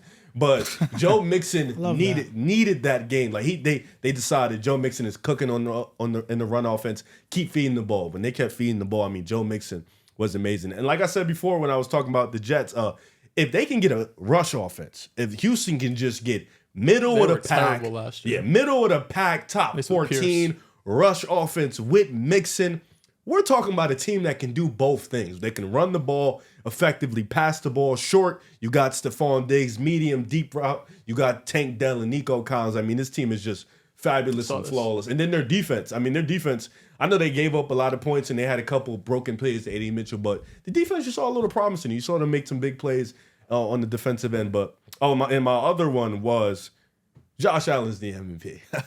I thought about it. Wasn't your preseason pick? No, he wasn't. It was C.J. Stroud. I thought about making that my overreaction too, but I was like, Riv's gonna say it. Yeah, no, because like you, the hurdle moved me, man. The hurdle was crazy. Bro, there's no quarterback, and Mahomes is better. I'm not saying he's not better. Mahomes can't do that shit on a consistent basis. He just can't. Like, there's no quarterback in NFL history that can give you a 70-yard bomb. Next play, hurdle over a full defender like Anthony Richardson. I was gonna say AR. He might be up there. Yo, listen, Cam, but he's prime Cam too. Yeah, but you know what I'm saying. Josh is just like what does this mean? You're saying white chocolate type shit. White chocolate is different, but Josh, just what he has to do. I mean, people were thinking about that wide receiver core. They called it mid, and it is rightfully so. It is mid. It's not the best, most talented group. And Kincaid, I know you don't like his game, but he was getting. I didn't say I don't like his game. No, he didn't like. But he was getting double teamed a lot. His game actually. He was getting double teamed. They really gave him the Mark Andrews experiment. They did. And like, yo, brother, you're not giving him the ball, which is fine for fantasy lovers. They didn't love it. I was pissed. But Josh Allen fed Keon Coleman. He was able to get James Cook. Mac Hollins was able to get some touches. He was able to share the sugar, and he did that well. And I think Josh Allen, outside of the fumble, I think he played a pretty clean game. He was able to make the right plays. He let everything develop. And in the run game, he does what he does. I think if he can just, like I said, win the division, which is going to be probably the toughest he's ever had it in a while, with this type of roster. Last season, it came down to the last game. With the roster is what I'm saying. Because they don't have Stephon Diggs. They have no Matt Milano for some time. True. Their corners are dogs. Their corners are dogs. But Josh Allen, the way he played that game, got Miami next week. If he just continue to play perfect and continue to not turn the ball over as much as he did last year, I think MVP is in the real cards for him. So, Josh Allen, I love Josh Allen. I know you do, bro. We love him even though he's on the Bills, I really don't care about the division rivalry when it comes to him because he's one of my favorite quarterbacks to watch. That being your overreaction, I'm not shocked. And I'm not saying it can't happen because it's Josh Allen. Josh Allen can win MVP. But it's just still stuck in my head from earlier. What? The Jets conversation. And I don't want this to be a Jets convo. This is just a quick question. What's up, Tosin? The Buffalo Bills being down to Arizona at halftime. And then it scared the shit out. And then torching one of the weakest defense that we think is going to be in the NFL. This Josh Allen win MVP and this offense playing well against this defense in the second half, but in the first half they struggled. That's not cause for concern. They didn't struggle in the first half. They just didn't have the ball. That's true. They didn't have the ball. Jets didn't have the ball either. Yeah, but once again, what I said with the Jets conversation, I said was caution. When I was watching the Bills game and we were texting in the group chat, I did say, shit is making me nervous. I said it because that game gave me 17-3, an extreme caution. like I'm this. Yeah, it was 17-3, and I'm like, fuck. Yeah. And then even when Kyler was driving down and he had an opportunity, I'm still like, fuck. You know what I'm saying? Because it definitely gave me some. But you're pretty high on Baker torching the Washington Commanders defense. So why can't I be high on? Well, Baker's a different type of expectation. It's not the same expectation. Like I think Baker's going to have a solid season. I have the Saints winning the NFC South, but I think it will be like I don't think the Falcons will win it this year. That's just my overreaction. But I'm just saying you're not concerned at all for the Bills and how their offense might look against a better defense. No, because I don't think I didn't vow to speak about the Dolphins. I don't think in the first half it was a moving the ball type of thing. I really just think they didn't have the ball. You vowed hard. But my concern for them against a top defense is going to be there regardless because, once again, they played the Cardinals. We don't have Stephon Diggs. That attention is going to be there. But I just think, like I've always said, like before even coming into the league season, I had them winning the division regardless because I just think Josh is that good. Who do they play next week? Wait one more week. Miami. Stop it. One more week. Oh, right. They right, play right. Miami on Thursday. Thursday, facts. Yeah, they play. I'm it's never a- worried about that. Yeah. Yeah, I mean, come Yeah, on. I mean, I don't know Who's if that's the worried about litmus that test for team? defenses. Oh, I mean, Not it's in Miami. worried? No, I'm not worried. About Josh playing well? No. Oh, for sure. No, I'm not worried about it. Winning. Winning in That's why Miami. I'm gonna wait one more week. I'll To wait one more your- week, even though the win was nice. When Well, if was they nice? beat the Bills, Comeback you have win. every right to talk. But I'm gonna wait. It's a No, big you win. shouldn't do that. Agreed. It's a Because big you did it win. last He year. did 2 years ago. 2 years ago. Don't do it. I'm telling But you. he was. Was it week But that two? was It off. was Of, week two. It was It was off. week Of, two. it was off a concussion. It was week 3. It was week off three? a Oh, it was at concussion. the Baltimore, yes. He comes back from a concussion, goes and That throws a dive.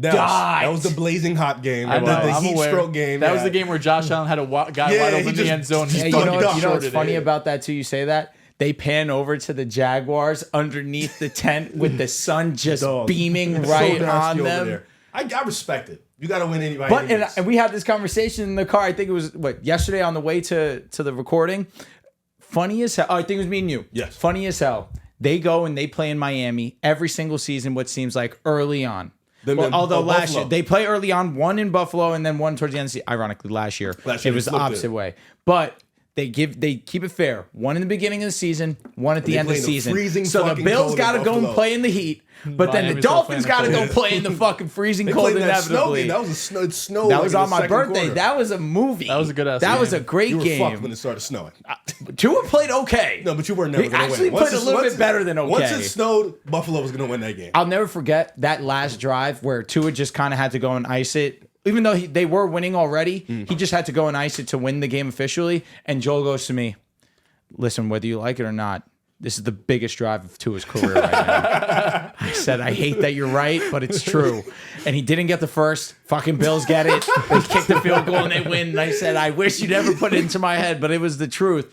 But I think that is pretty funny. But this division is going to be fun. AFC East is going to be a lot of fun. It's fair, that question to ask him, though, because 17-3 in a blink of an eye like that, we respect the Cardinals' offense, true, but Defense should be bad. I don't know if that could be like that, where in a blink of an eye, 17 I points. turned everything off. Like, and I put that game on the big TV, and I was like, no. And the fair thing is, the defense got a rare turnover on, or a rare for them, I should say, and gave them good field possession that ended up leading to points. But really, the offense couldn't do much after that. Do you They remember stopped the that run. game? Well, Connor, I should say. What was it? Oh, we were at, what bar were we at? And it was the Bengals yeah, Buffalo yeah. playoff game. That's one of the worst days of my life. No, and I'm like, The I said, Bengals? yo, I would never I forget lost a this. rack that day. Me and Joel are shit. talking. Oh, is that the ladder? And I told him, I'm like, Joel, it's snowing, right? And he's like, okay. And I'm like, bro, it's in Buffalo. It's snowing. The Bills are going to win the game. I was so confident. I put the bet in and everything. I'm like, no, the Bills are going to walk in there. It's snowing. Nobody beats Buffalo in the snow. got whacked. My They got God, smoked. it turned so bad. It was so that game fast. actually No. was never even No, really it was- close. it It was wasn't really so a game. bad. You know, they don't bro. talk about that Joe Burrow game like that. We he do. played That's his amazing. best game of his career. I miss that version of Joe Burrow, man. Me too. He'll be back. It's been a while. He'll be Really? back. You saw on the sidelines playing with his wrist a little bit. I didn't. You had a I pretty didn't sh- love you had- it. You had a shitty weekend. Oh Listen, my god. the Jets, Bengals, Packers, Bengals. yes. The Chiefs did save you. But The, that was early. the That was Titans and Thursday. Jaguars. And listen, every week this year, I'm going all in. And it's As you not, should. And it's not just on the show, but it's in my wallet. I'm betting on these Oh, games. talk your shit. I love So that. like Talk all, your shit. all the upsets that I picked, all the pick'ems, Your wallet felt that. all the pick'ems that I made on the show, outside of the favorites, it's ironic. Like all the ones that I picked that were upsets, the ones that were least likely to happen, those were the only ones that I really bet on. You know, because of the odds, they're Fair. they favor you a lot. And yes, like I was feeling good about the Titans. I was feeling good about the Jaguars. Titans fucked you, I'll The be honest. Cowboys, Who fucked them worse? Cowboys. The Titans The and the Cowboys Jags. They touched both it for me. equally fucked them No, the pretty Titans badly. because Chicago was so bad. But the Jaguars had a God. 92% chance of winning at one point. Yeah, they just stopped running.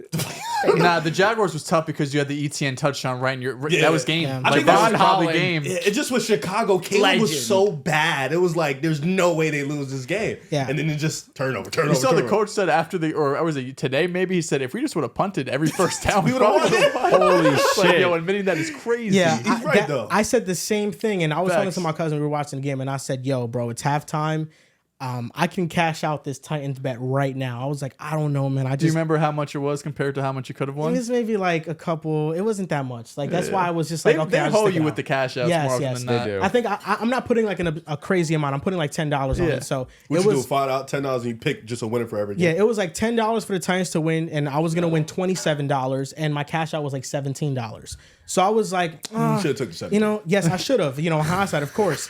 And I told my cousin, I'm like, I don't know, man. I just kind of feel like the Bears are gonna come back. Should have took the 17 and put the 17 on the Bears to come back. But it's weird because the Bears coming back, I thought it was gonna happen off of like a Caleb Williams, magical second half. Make a throw. Yeah, No, and it I was was like, nothing, man, Caleb. You did nothing, bro. Like it was just did nothing, man. I was like, Caleb might go crazy, No, but he didn't turn the ball over in the fourth. Will Levis messed up the game. Will really Levis did. But yeah, I was feeling great because I had the Jaguars underdogs, the Titans, and the Cowboys, and I was like, oh man, these are 3 great upsets. I had like the Jaguars, I could have cashed out, and I would have really got like double the amount of money for it as well. Definitely like before the ETN fumble. But yeah, I just stuck it Hey, all bro, the way you really through. had a shitty week, man. No, You were it talking was- crazy. You should never do that again. Listen, it wasn't the best, but it's just week 1, and we Talk. go Week one was crazy. garbage. Talk. But I want to piggyback on your point about to me. the Texans because last year they faced the second lowest rate of light boxes in the NFL. Gus Bradley post game talked about why they were light in the box. So you're going from basically not facing light boxes last year, and that's why you couldn't run the ball, to this year you have light boxes, and the reason why is because of the weapons the that Texans motherfucker. have. And Gus Bradley said that, we were light in the box because of the weapons we have to account for with the Texans, with Stephon Diggs, Nico Collins, and Tank Dell. And you can't forget about Dalton Schultz either. Never. So I think the difference between Joe Mixon this year and Joe Mixon last year is that Joe Mixon this year is running from under center.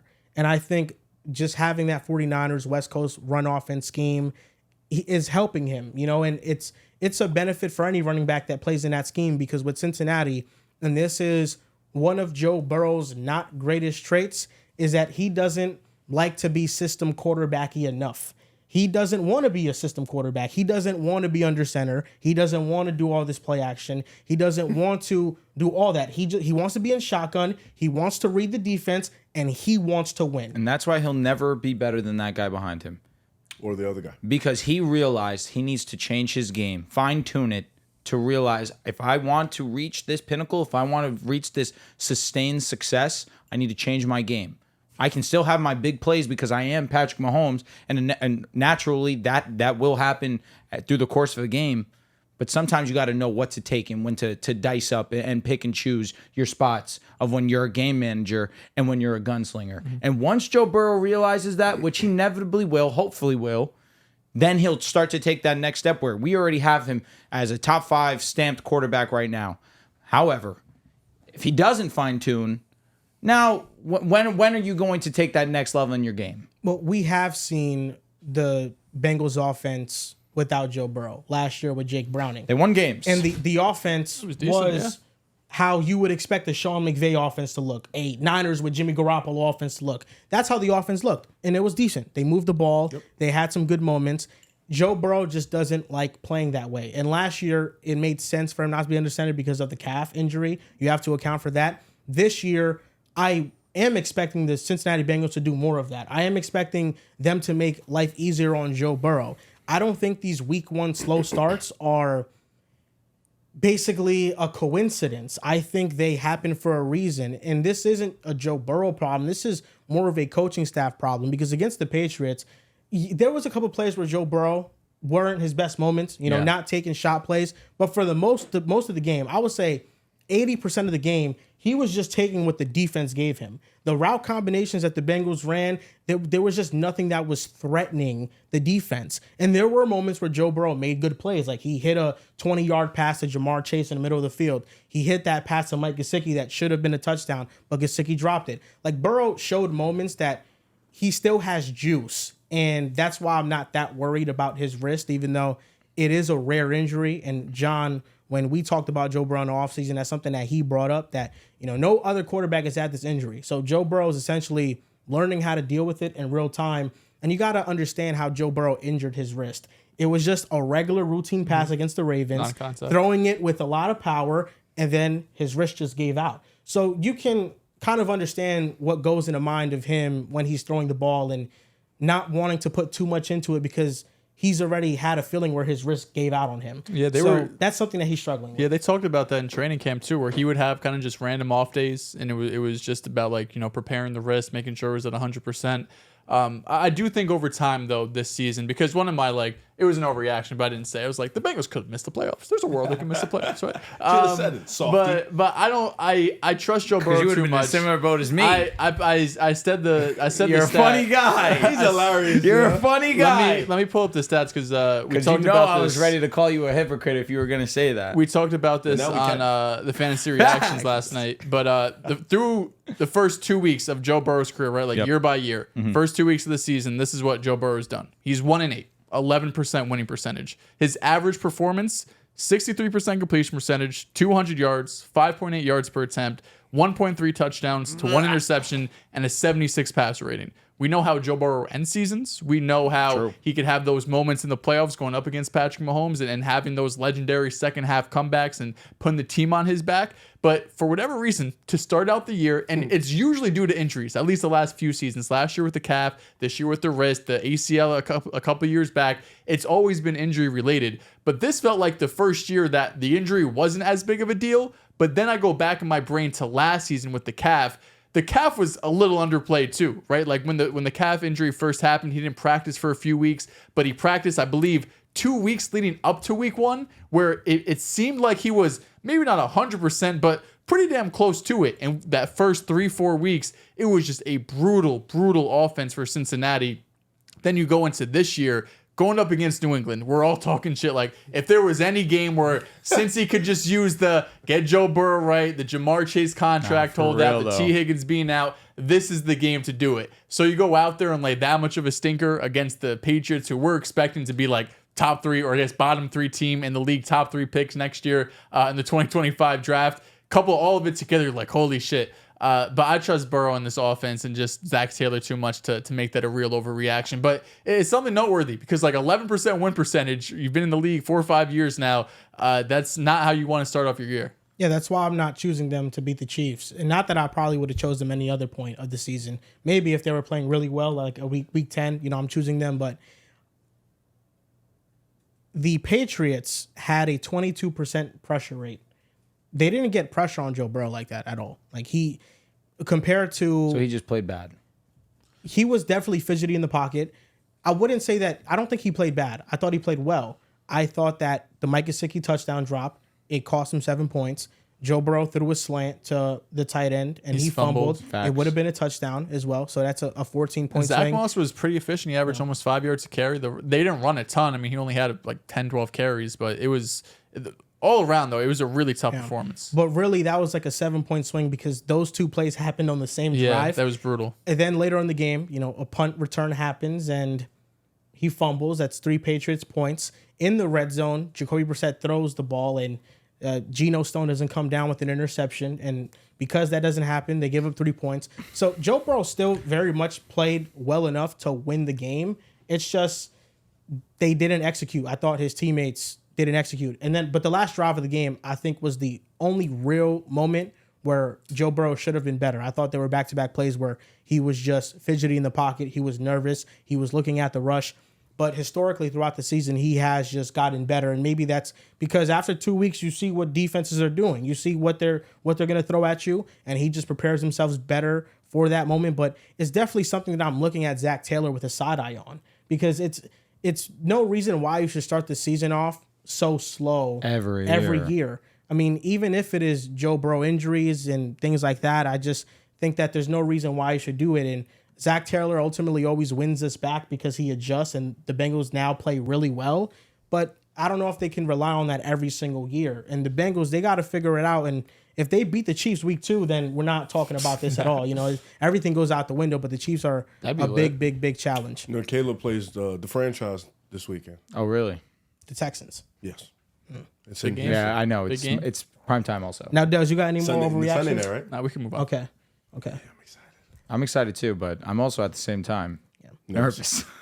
Now, on to the next topic. The Green Bay Packers, last play of the game, one of the last plays of the game, Jordan Love got hurt. and something in his knee popped, and it all made us think the absolute worst. He might be out for the season, but God answered my prayers, and Jordan Love is back, and he's only going to miss 3 to 6 weeks. But Huge time frame. the way that Matt LaFleur is talking, he is talking like Jordan Love might come back earlier. I say week 5 he comes. Because this week he was asked about it. He said Malik Willis is going to be the starter, but if Jordan Love is good to go, he's going to get every single rep. And they are saying the Packers are optimistic that he will be back in 3 to 4 weeks.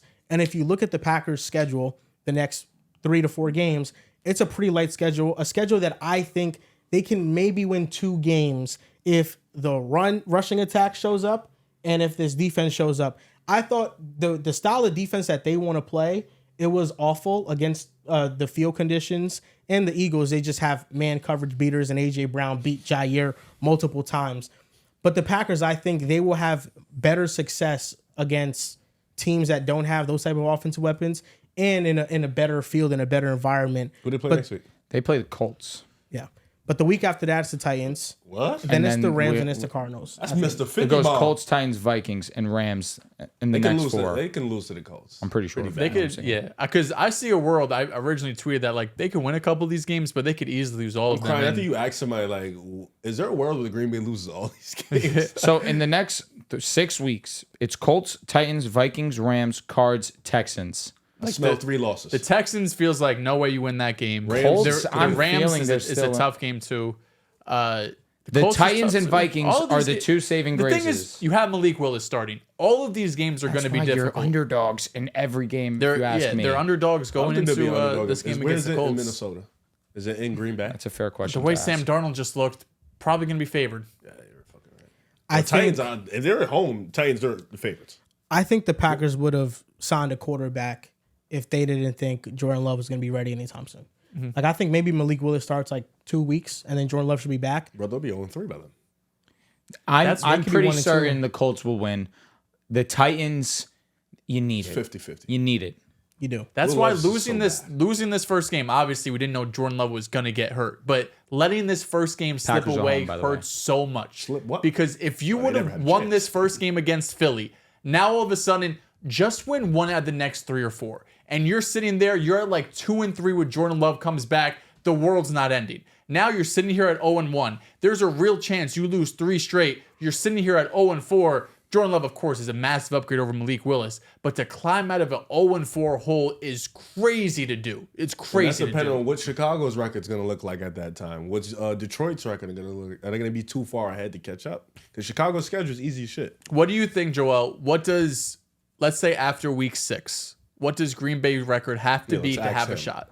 I think Green Bay is getting Jordan Love before then. I Okay. think When does he's he get coming back? back. Wait, week 6 is Cardinals or is it Texans? Houston, baby. Because I might So be week confusing 2 the Colts, week 3 Titans, week 4 Vikings, week 5 Rams. Let's week say the week 6, 5 You're right. game. Okay. Let's say the week 5 game. Rams It's game. 4 weeks out. two. This is what I think. I think the Packers will be 2-3 heading into week 6. Jordan Love comes back. So they win 2 games with Malik Willis. Yes. Who do they beat? No, Who do they beat? I'm so curious. I Who think beat? they beat Arizona. And I think Good luck with that. they beat the Titans. Well, those are the ones you want. Those are the ones you want. Titans and Arizona. They can lose to no, the Titans. it's not the ones you want. It's the ones you need. What if Arizona lights them the fuck up? The Cardinals very well can upset them. I'm just looking at Malik Willis's his game starting, right? He started 3 games in 2022. This game, week 7 against the Houston Texans, 6 completions on 10 attempts for 55 yards. Rushing the ball, only 12 yards. The next week, he played the Kansas City Chiefs. That was a really tough game. 5 for 16 in that game, 80 yards, 3 for 23 on the ground. Then later in the year against Houston, 14 for 23, 61% completion percentage, 99 yards throwing, 40 yards on the ground. He's done nothing. Like, he is probably one of the worst backups in the league. I know they trade for him last minute, but of course you can't expect injury. But this is why it's so valuable to have a serviceable backup. That's why the Jets went out and got Tyrod Taylor. That's why the Titans went out and got Mason Rudolph, because if that quarterback goes down and you had, say, for example, Tyrod was there, all of a sudden you can win all these games. You can win 2 games. Maybe you can win 3 games, but you're going to go into that matchup and shit. You're going up against Sam Darnold. You're by far and away have the worst Who do you quarterback. think? How do you think Malik's going to perform in these games? I think we got to give him some leeway for Tennessee. I mean, Tennessee was an awful situation. Right. especially at that time, they didn't have any receivers at all. Derrick Henry was still there, but they had no receivers. I think that not only this Green Bay offensive design is different than Tennessee, but their personnel is also different, and it's going to help Malik. And this offensive line also is good. It's not like it's not like thinking Malik's. How do you think Malik's going to look? No, it's I'm talking to myself really into believing in the situation around Malik to where he doesn't have to do what he had to do in Tennessee. Like, well, he didn't do anything in Tennessee. I know he didn't do anything in Tennessee, but when he drops back and he's actually looking at his first read, it's not open. Like, in Tennessee, that was the case. In Green Bay, I think this is just going to show what Matt LaFleur is made out of. That's really as simple as that. Because if they made the decision, they're cooked. I'm sorry, Joel. They're cooked. If they made the decision to not go out and get a veteran like Ryan Tannehill, which I think they should, because I don't know what Malik is going to look like, that means that Matt LaFleur, and I'm talking about this from the perspective of Matt LaFleur, that means Matt LaFleur has seen enough from Malik to think that he can at least design a good, competent play. They just got him. I know, but I'm saying, they traded for him for a reason. So even whatever, believing in his traits and what he could do, a throw or two, a big time throw or two off a play action, whatever. This is going to showcase what Matt LaFleur is made out of winning some of these games because they have to stay afloat without Jordan. You never kind of answered my question though. How do I think Malik's going to look? Yeah. I think he's going to look average. Okay. An average for a back. Average for a starter. Average for a back. Not a starter. Average for a backup. Damn, that's like really low. That's like the 70th, 60th. We didn't think that Jake Browning was going to look like anything with the Bengals. He's better than Joe. Well, after the first game, you thought that it's just the Malik Willis we've seen. Again, this was 2 years ago. This was his rookie year, I believe. He was really bad. But he also wasn't a good design either offensively. No, I don't disagree. It's not comparable, the situation. I think it's hard to put this on the floor saying this is what he's made of because Malik Willis could go out there and he could just be like one of the worst quarterbacks in the NFL. And I can't be like, well, Matt LaFleur design shit and get him open. Like he just could be a bad processor. He could take bad sacks. He could have turnover-worthy plays, and that's not on the floor. Well, I know. This is not if Matt LaFleur can't make Malik Willis look good, he's fired. It's not that. But it's you, along with Brian Gutekunst, made the decision to trade for this guy and make him your backup and not sign a veteran. So you are telling me that you believe you can make this work. Is Ryan Tannehill that cooked that he just doesn't have a backup job? That's where Tennessee ruined this man's career. Horrible situation. It's kept him out of the NFL. It's bad, man. But now Malik Willis gets a second chance. We'll see what happens. So should we? But what if Jordan Love returns sooner? What if he returns in 3 weeks? Now we're lit. We're late. But again, 3 weeks, you need to win minimum one game. You can't be 0-4. Patrick Mahomes, I don't know if you guys remember this, but against the Jaguars, he got sacked. Oh, I remember. And his knee popped. Yeah. I know. He missed 2 games. I kind of think the Packers are under the belief that Jordan Love's not going to miss a lot of time the way that they're talking. I hope so. Yeah. We all hope so. And if he does miss a lot of time, then I think they'll be fine. But yes, ultimately. They'll be fine if he misses a lot of time also. No, ultimately, I thought that's what you said. If they didn't sign a vet quarterback because that's still the number one thing I think they should do. They should go and they should get Ryan Tannehill. That I'm not going to change my stance on it. And if they lose this weekend, I'm going to feel even more strongly about it. Matt LaFleur is telling me he thinks he can make this work. So if they are 0-3, definitely give it a shot. If they are 0-3 or 0-4 by the time Jordan Love comes back, I'm pinning that blame on Matt LaFleur. Because you should have had a better backup option. Same thing with the Jets last year after Aaron Rodgers went out and Zach Wilson was our starter for the entire year. We all knew that they should have got another guy. Fucking Joe Flacco. And they didn't.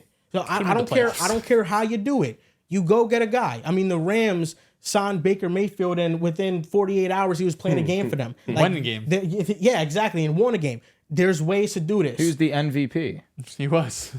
And if they don't get a backup quarterback, they are signaling to me they trust Malik Willis. And do I think they should trust Malik Willis? I don't. But the signaling to me is that they do right now. And I think that's blasphemous. Okay. I like It sounded at first like you were in on Malik definitely playing sounded like well. you're talking yourself into saying As now we end the conversation, now I'm getting the idea that maybe we just needed him to get his thoughts. Listen, the good part is Josh Jacobs after the first half looked really damn good. He looked explosive. He looked there. You talked about the weapons. The defense had one of the highest pressure rates too. Really? Didn't move me. Actually, Jalen Hurts was amazing against the blitz. Did you know that? Yeah. He was 6 for 5. Did you know that? No, he was actually the best quarterback in the NFL Week 1 against the You Blitz. saw him after in the press conference too. I don't watch the those. reporter asked him about it. He's like, They're "Yeah, kind of see late. it." You should start. Said, "Bring it on." No, I said, "I want that." I go to sleep usually after those. No, I know, but like in the next day, free time type shit. They're good. Sometimes you get some decent quotes. You do. He was Yeah. amazing, Joel. He said, "Bring that Maybe on." he fixed Bring it. on. He said, Jalen Hurts said, "Bring on the hate." No, I think Kellen Moore brought some better answers for Jalen Hurts. He's that dude. So now it's not, Hey, listen, whatever. know, I'll take whatever we can get. He No, said it's, Kellen what do you Moore. mean? It's not that. Last year when they lost to the Bucks, I said it was a Brian Johnson thing. You did say I never said it was a Jalen Hurts thing. Jalen Hurts does struggle against the blitz, even dating back to his breakout year with Shane Steichen. No, you did blame all that wasn't- shit on Brian He Johnson. wasn't. I He remember wasn't good against the blitz. that. Brother was garbage. I needed to And be there were answers. No, he did. He definitely said Hurts. I remember it vividly. He blamed Brian Johnson. He said Hurts. It's a small blame, but it's nothing to be worried about. got it. I think with how the offense was designed. I mean, Saquon Barkley touchdown was against a blitz. Yeah, it's beautiful. And Great ball. it was a great design. I mean, go. you run AJ comes the Brown, butt. Devontae on and a post. dime. I know it was a great dime too. I mean, it was a great pass. Great It was, pass by who? altogether, it was great What's his name? execution. Great Huh? pass by who? What's his name? Does his name Say start his with a name. J? Is Which throw was last nicer, name that throw to H? Saquon or the throw to AJ Brown? Because that one, although it The one that was, Saquon, I feel like was in a tough little, was a tougher little window. box. Yeah. he just threw that one to AJ on such a rope that AJ obviously had so much space that he could do whatever he wanted with that. But I yeah, think- the Saquon was definitely a tighter window. The pass to AJ, I thought the pass to Saquon, if the safety played Didn't it a little slip. bit better. Xavier McKinney was in the area, and I feel like if he played the ball a little better, he could have maybe batted it Grandmother down. had balls. But that throw to AJ was perfect. I thought they were both great throws, but Yeah. yes, like the design of that play amazing. was good. But I thought the best answer against the blitz, like just where your hot is, was the first down he had to AJ Brown, where AJ Brown like broke a tackle and Yeah. then went upfield. That was like a little pitch on the left side. Yeah, that Yeah. was, you have somebody near the area that you can go to immediately. And I think that's what this offense has that's different. And Hurts' breakout year in 2022, I thought Shane Steichen did have answers against the blitz. And Hurts didn't execute on it all season long. But in the Super Bowl, he did. He did play well against the blitz. But it's just if he can do it consistently. And if he can not be so quick to get out No, he be trolling. pockets. But we got. Yeah, he still did that a little bit too much. We got Atlanta Still, coming out, but- man. He did one play. He had one play. He broke out. He broke tackles. He got the first Yeah, down. no, that was He a sick big- to your stomach. I'm not high on Malik Willis. I'm high on the Packers supporting cast. Okay. That's the conclusion So they're that I gonna have uplift on this segment. uplift him to Yes, shit. they have a good enough supporting cast to where they can uplift him, and he might not look terrible if they can do that. Like if the defense can play really well, and then the offensive line, the rushing attack is playing well, and you are just asking him to be under center, play action, and this is the read. You just go, you put the guardrails up on him, then I think he can be fine. But you don't ask him to do nothing more than that. It's just it's the supporting cast around the Packers that I believe in to make the most out of what Malik Willis' skill set is. This week in the NFL/NBA, Drew, do you want to start us off with your blind ranking? Let me honor my brother, River Brown, by doing a blind ranking, but not only doing a blind ranking. You guys have 6 spots. Blind ranking, week 1 performances. First name up, Joe Mixon. He had a great performance. I'm gonna go 4. 4? It's not just running backs. I'm certain it's Oh no, this is skilled position players. He had I think 3. you can make the argument he had the best performance of any skill position player. Go so wide receivers, tight ends, and running backs. Wasn't a lot of like I would CD say didn't have the 2. biggest game. Jettas Realistically, didn't. what player had a better performance than Joe Mixon? J.K. Dobbins? No, he did not. You don't think so? He had no. 2 big runs. He had 10 carries for 135. No, he had And 2 one of big them runs. was like a 60-yard boomer. He got 100 yards on 2 of those. I'm not saying it's not impressive, but It's not Joe better than Mixon, Joe. 30 carries, 150, 1 touchdown, So 2. what? Yeah, I think he scored. I would say- Saquon Barkley? Ooh, So we'll put him at 3. at 3 or 2. I think 3 is valid. Okay, we always start at 3 and always screws Yeah, I us. know. Alrighty. Next name up, Alec Pierce. He had a good game. 5. I was thinking 5 in my head. Yeah, okay, 5's cool. All right. Telekinesis. We're here. Next name up. Come together. My God. Jesus Christ. Sir. Next name up, Isaiah Likely. He had a great performance. He 4. was. Do you think he was better than Joe Mixon? He kind of was. That's why I thought Joe Mixon should have been 2. We had him at 3. I know, He but just said he kind of was. out likely. Yeah, he just, yeah. Yeah. I do think He said Likely, Likely was was the the better- demon. I think we'd have to put I don't think we're gonna get two performances better than Likely and Mixon. We have to think Saquon. We have to keep in the cards. So Quarterback, the only quarterback that statistically did good. Baker had a good statistical game. Tua had 300 respect- yards and a please respect that. touchdown. No quarterbacks. Skill Okay. position players. So gotcha. we keep Saquon in the cards. He might be one. He We might have be to there. keep one. Who else? CD didn't have. Jettis didn't. Tyreek, he's up there. He had a good ass game. Let's put Likely at 4. Jaden Reed had a good ass game. Jaden Reed might be 2. We kept 2 open. We did. Okay, so know. Likely at 4. Likely at 4. Likely at 4. Okay. Okay. We still have 6. Ah! We have still 6, 1, 2. We should have put Alex. You Pierce have at 6. 1, 2, and 6. Next name up, Rashid Shaheed. 6. That's valid. 6 is valid. 6 is valid. Oh, that sounds so good. We're Somebody's cooking praying. Amazing. No, I'm starving. Shout out to Jess. What's your name? Next name up, Ken Walker. We screwed this. It has me too. Told you Mixon 2, man. Sorry, Dehls. Well, still, we'd have been fucked regardless.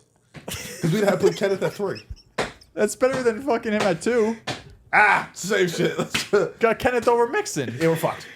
And number 1, we go, Riv, you Yeah, said a that's beautiful the blueprint. 5-1. Number 6, Oh, 6-1. Rashid Shaheed. Yeah. Number 5, Alec Pierce. Number 4, Isaiah Likely. Number 3, should have been number 1, Joe Mixon. Number 2, Ken Walker.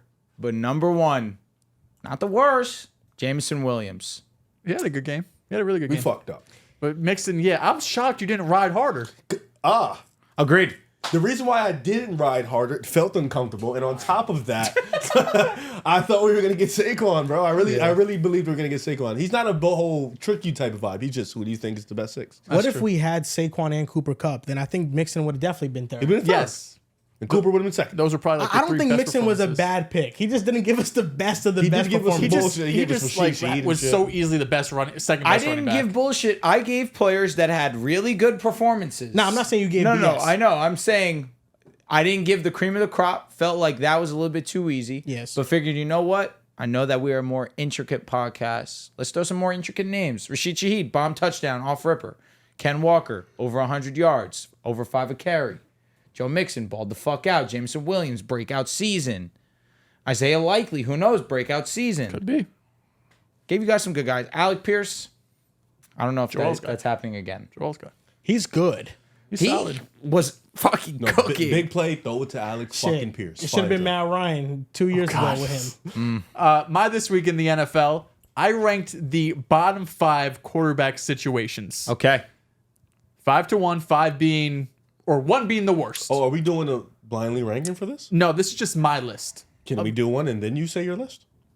of a blind But ranking. why doesn't he say his list and then you say your list? Because I'm Yeah. kind of no. I was saying you should. You never. You know what we can do? Guess his list. Yes. Okay. That's All fun right, too. how about- And then you this? can explain it. You Okay. give us the 5 and Can we'll you guess. guess can you Yes. guess my top 5 worst quarterback situations? Can you guess my bottom 5 worst quarterback situations in the NFL? The Denver Broncos. I thought we were gonna go No name by name. way. No. No. Yeah. Number 1's Cleveland Browns. Number 1 is Cleveland Browns. I'm gonna go. The Raiders are up on that list. I do not have. Yes, the Raiders number 3. Okay. You do have the Panthers on here. The Panthers are number 5. Let Joel go. I apologize, Joel. Okay. No, it's okay. I'm thinking. Take your time. It's All only right, you 5. have the Giants on here. The Giants are number 2. I'm sorry, the list was obvious. It was easy to. He All right. has to get one. He has to get one. Like, yeah, come on. Let me cook. I gotta think of teams now. No, do your thing. How many? We only have one Saints, left. Right? Falcons, One Bucs, left. okay, Yeah, NFC it's West. the Steelers. It's the Steelers. John, I do tried you to help think you. the Steelers have a bottom 5 quarterback situation in the NFL? By situation, elaborate. Curious to know what you think. Your quarterback room, is it a bottom 5 room in the NFL? Pause. Titans room or Pittsburgh's room? Oh. Let me ask you a question. For the next 2 years, Justin Fields or Bo Nix? Justin Fields. Whoa. Really? You know, I'm gonna say it. Come on. Probably, I'll take the shot on Bo Nix. I thank you. That's They're really Really? the same age.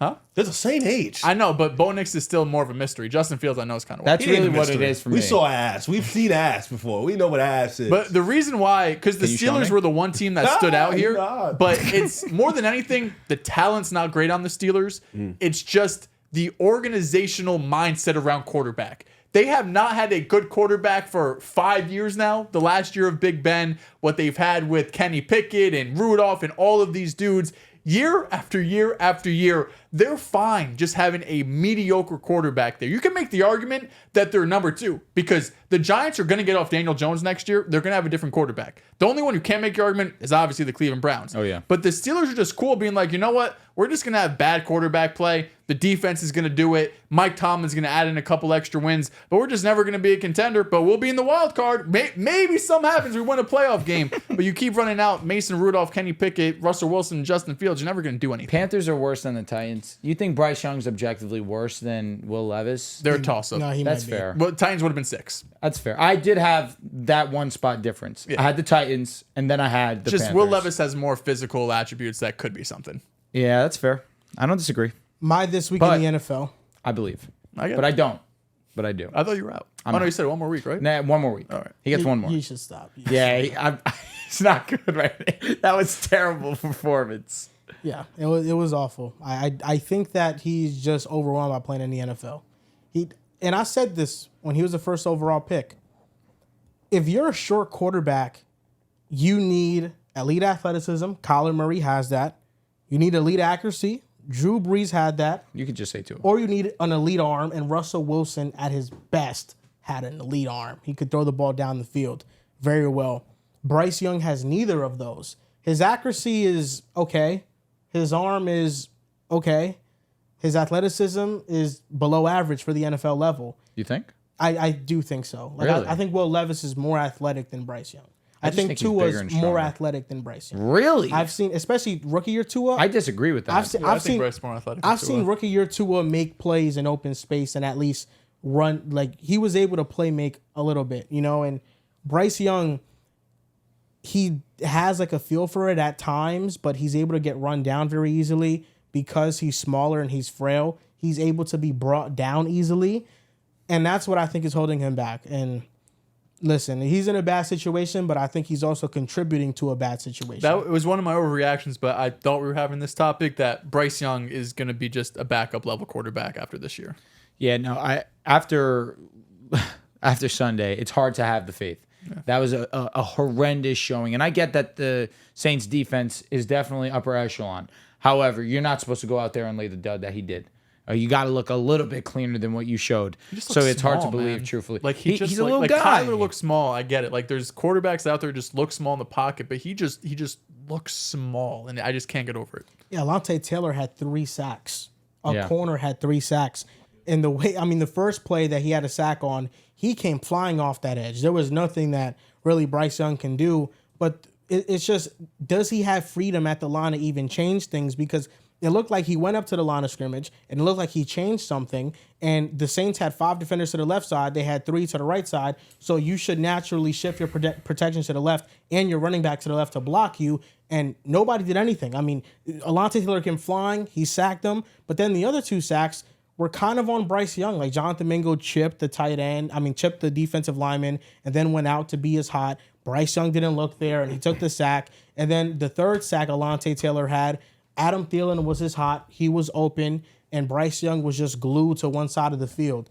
It's just very hard to be a good starting quarterback if you don't have any of the high-end traits, but also you're not a good processor. Like if you don't have none of those, it's very hard. And that's why, guys like Kyler Murray, Russell Wilson, even Tua that are smaller quarterbacks, and they succeed off of having a trait. Like Tua has a trait. He has elite timing, elite accuracy, and elite touch on the ball. Those are his traits. And Mike McDaniel has designed an offense around those traits and has been able to get a great offense out of that. So you have to have something. And unfortunately, I just don't think Bryce Young has any of those things. And that's just the harsh truth. I think your list was good, though. I do think overall, maybe I would have flipped the Titans and the Panthers, but other than that, those are undeniably the worst 5 in the league. That's why it was so easy for me to rattle them off. This guy's over here said, "Let me cook." Now, I was thinking of teams. This week in the NFL, I want to shout out my dog, Trayvon Walker. 54% run stop win rate, led all edge rushers players in week 1. I thought you were Because Josh Hines you out don't fan. know why? I It's am because he wasn't Aiden Hutchinson. He fucked with Trayvon. But I now like he Aiden loves Hutchinson. both. And I like Trayvon. This is why I like Trayvon. I feel bad, and I feel a connection to players that don't get their due diligence. Trayvon Walker was the first overall pick, and everybody's expecting him to be a star, and he hasn't quite lived up to that hype yet. So people think he's automatically just like a bad player, but he's had 7 sacks in the last 5 games. Like I said earlier, Trayvon Walker, 54% run stop win rate, led all edge players in week 1, and he had the highest double team rate, a top 10 double team rate. And I wanted to talk about the Jaguars defense because even though they lost to the Dolphins 20-17, and the Dolphins offense did figure it out in the second half, but at the same time, the Jaguars offense put their defense in terrible positions and just gave the Dolphins momentum to make a play. The Jaguars played 11 snaps of dime in week 1 against the Dolphins. They only played 12 snaps of dime all season last year. So they have more defensive backs on the field.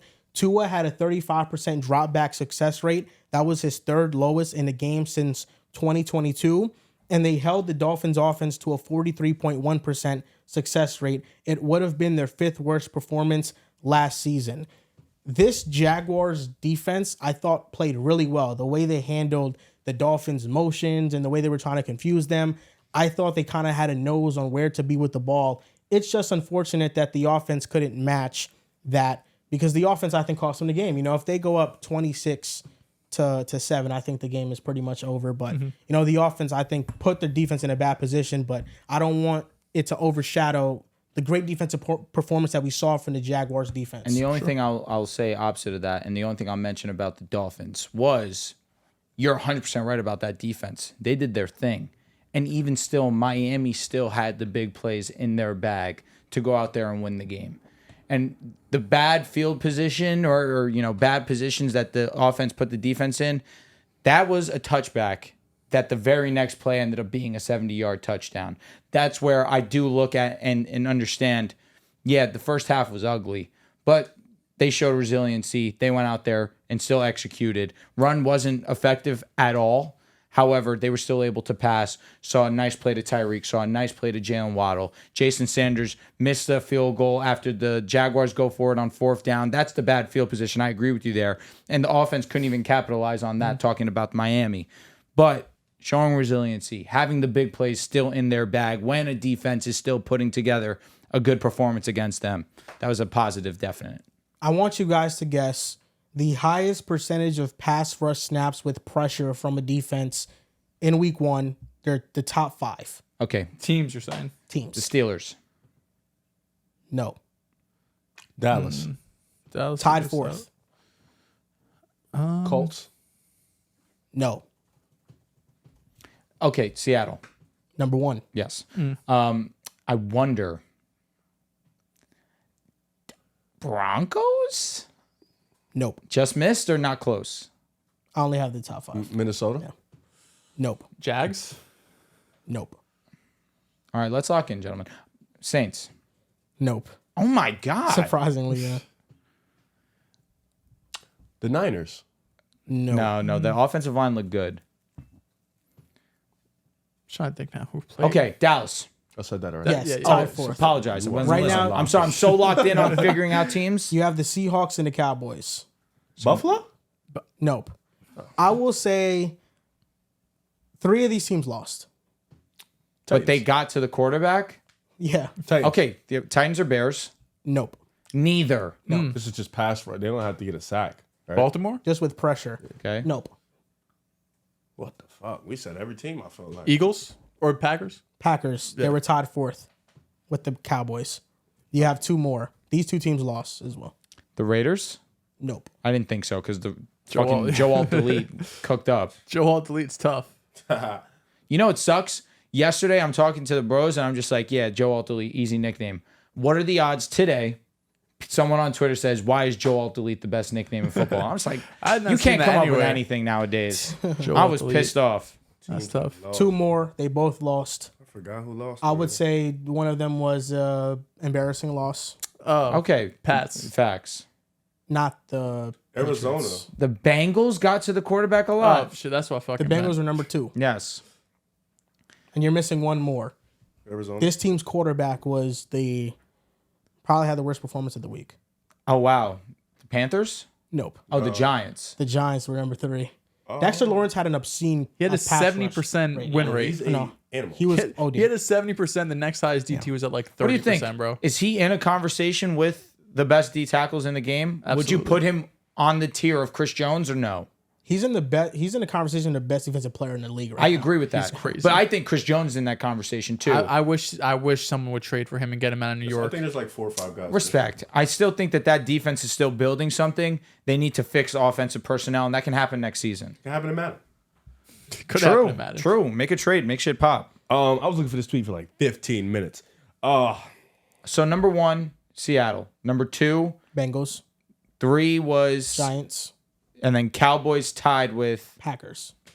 It's weird. Usually the team that's losing, the other team is running the ball. You don't have as many opportunities, but still, I guess first half and stuff. It's gone. What tweet You was lost it? It was Eagle Street? Eagles about the linebackers stats. The tweet is gone. Let me just say this though on conversation. The biggest concern for me with the Eagles this offseason was their linebacking situation. If Bond can go out there and ball the fuck out, this defense is definitely starting I to don't win think me Nakobe over. Dean played a bad game. I don't think he did either. I think he dropped that pick 6, and that was a bummer. But I thought he played a solid game. I think the rush defense still is a concern, especially in that second half where Josh Jacobs went berserk. But even that Jayden Reed touchdown, I feel like that was a bit of a broken coverage, and Jayden Reed was just able to make a smart play. The rush that one, was on Quinion, yeah, if I'm not mistaken. No, was him it just fucking up in coverage? Got I it. think it was on his side. You're talking about Jaden Reed, the crossing touchdown? Yeah, the crossing touchdown. Not the run. No, the That run. was Slay. It was Slay, really. What's Slay? I didn't think it was Quinion Quinion because I side. remember Quinion meeting him in the end zone. Who did he catch it in the back of Quinion, or was it on Slay him coming across? It was a zone. It was a broken zone coverage. So usually Vic Fangio and his defenses, when they face trips formation, they're not going 4 against 3, and that's kind of what they did. So there were 4 defenders to the side of the trips formation, and the motion kind of messed them up, and it broke their defensive rules. And it was really between C.J. Gardner-Johnson and Darius Slay, between one of those two who messed up. I kind of think it was like more CJ. on C.J. Gardner-Johnson because Darius Slay had an underneath player that he had to worry about, and then C.J. Gardner-Johnson violated. he didn't carry the route. So it was one of those two. They didn't get great depth on it, and he was Right. just wide open. But yeah, Jamal Murray got paid. He agreed to a 4-year contract worth $208 million. There's people that think this was a bad deal. People always think they're Maybe something. the guy we're thinking about sitting right here. Brother. You wouldn't have signed that check. It doesn't matter.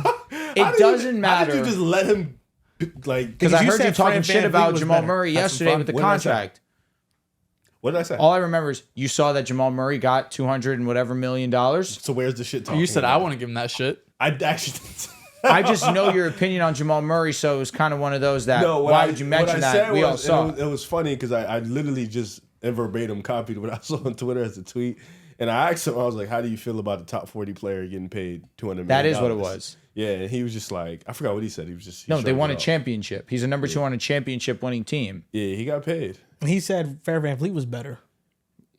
You said Jordan Poole was better. I probably said some shit like that like 2-3 years ago. No, I think More cool. the contract is great. I mean, he's going to pay a lot of money. I think he deserves that for what he means to Denver. But I mean, yes, we know Jokic is the most important player on the team. Nobody is Also like the best. Yes, nobody's denying that at all. But you also can't deny that the years that the Denver Nuggets have made deep playoff runs, Jamal Murray has also been healthy. 1 game away from the WCF in 2019, made the WCF in 2020. And I thought at that time it was more of an even thing with Jokic and Murray, where they were playing at great levels. And At that time, yes, sure. at that time. And then in 2023, I mean, Jamal Murray averaged 26 points per game on nearly 60% Double-digit shooting assists every single game in of the in a finals playoff run. also. Like, I think the most concerning thing for the Nuggets right now is the health of Jamal Murray. Like, can you count on him to live up to the contract?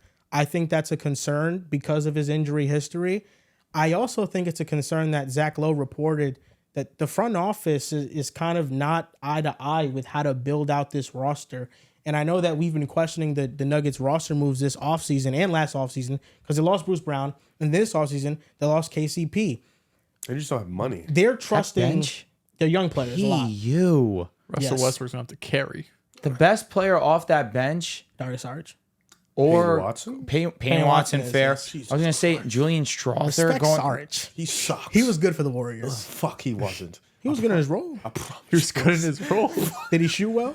Sure. Did he rebound? No. He was terrible, bro. But they had him at the 5, though. I don't know why. Yeah, it's not him. I actually think the Nuggets did some work to patch up their bench because I do like the additions of Russ and Sarge. But Russ is just such a question mark come playoff time. And You like won't that play addition? much. Regular season, eat up some minutes is fine, but once you get to the playoffs, All we it's gonna care get about when you're a nasty. champion. I think it's the conversation with Jamal is funny. It truly is. Here he funny. goes. Yeah, it's a funny thing, and maybe I might get negative, maybe I might not. He got $208 million, and I think what people are having the people are pushing back on is he has no All-Star games, he has no All-NBA teams, he has no All-NBA considered teams. Why does that nothing. matter? It matters because I don't want to say it doesn't, but it does. But it's just his career is weird. His career is because he transcends into a superstar in the playoffs, and typically you should get paid for that. But most of these guys that are getting these $200, $300 million contracts, they are on NBA teams, they are on All-Star teams. They've consistently been great in the regular season while either being good or dropping off in the playoffs. So Jamal's timeline is very weird, and he is coming off a playoffs where he wasn't that good. It does happen. And Olympics. Yeah, we eventually knew he was gonna have to come down to earth eventually. He was doing some really historic hurt. Shit. Seems that way, at least. It looks like he was hurt, but Yeah. I don't know. In the Olympics, he really just looked He was ass. terrible. But Jamal is just gonna always be in that weird conversation where in the playoffs he can play like a top 5 point guard. In the regular season, he kind of drops down to like a top 10, top 15 point guard. He doesn't have the accolades to show for his money, but in the playoffs, as a number 2, he's one of the best number 2s in the league. But health, injury concerns, that's kind of hinders him. Denver being in a situation where they don't make a ton of money, they are a low-level to mid-level market team. They're kind of stretched out cap-wise with their starting 5. So the bench is not going to be what it's going to be, and KCP, unfortunately, just could not stay. And I believe Orlando was giving him more money anyways. I would take the more money. You have your ring. You're just going to have to rely on the bench and Jamal's health. If Jamal's health can, be okay, continue to improve. Because, like you mentioned, they have had deep runs with Jamal, but they've missed some seasons with Jamal not playing. They've missed some MVP seasons from the Joker in which Jamal did not play. I remember in the playoffs, the Joker beat Portland, went up against Phoenix. Jamal wasn't there for that. He ended up getting swept, gentleman swept by the Warriors. Yep. Jamal wasn't there for that. So he has missed crucial time in the Joker's kind of upbringing of being an elite player, which is not ideal. But the one time he was there, they won. up going to the chip. So that's something that's really good. So it's just really his health, his play. If he can continue to build off that, then the money would be worth it. Let's say Jamal Murray never makes an All-Star game. Can he get into the Hall of Fame? Oh, No, How many championships does he win? I don't think you just get in with chips. Let's say they win one more. The Can I Nuggets tell win you one this? more. Perfect example of this.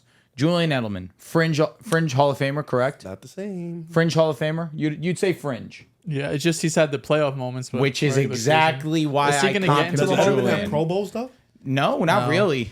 Edelman I don't know if was Edelman- Super Bowl MVP. No, He was. Yeah, No. that's- Oh, he has all the That's accolades the big, in the playoffs. but having Super Bowl MVP, if Jamal gets the Finals MVP, Agree. But he's also on a team where He has football one ring. winning an MVP. How many does he end with? That's what I'm asking. let's say one more. The Nuggets win 2 He has rings. no finals. He I don't does think not he'll get in the be- Hall I of don't think Fame. he'll be in He the doesn't Hall even of Famer. sniff the Hall What of is he Fame. averaging in the playoffs? I don't think that matters. Because if he averaged what he averaged on that playoff run again for his second one, and he just continues to be this 22 point per game player, firm efficiency, 6-7 assists a game, but he is the strongest number 2 on a 2-time championship team, he'll get consideration. Do you think Andre Iguodala's a Hall of Famer?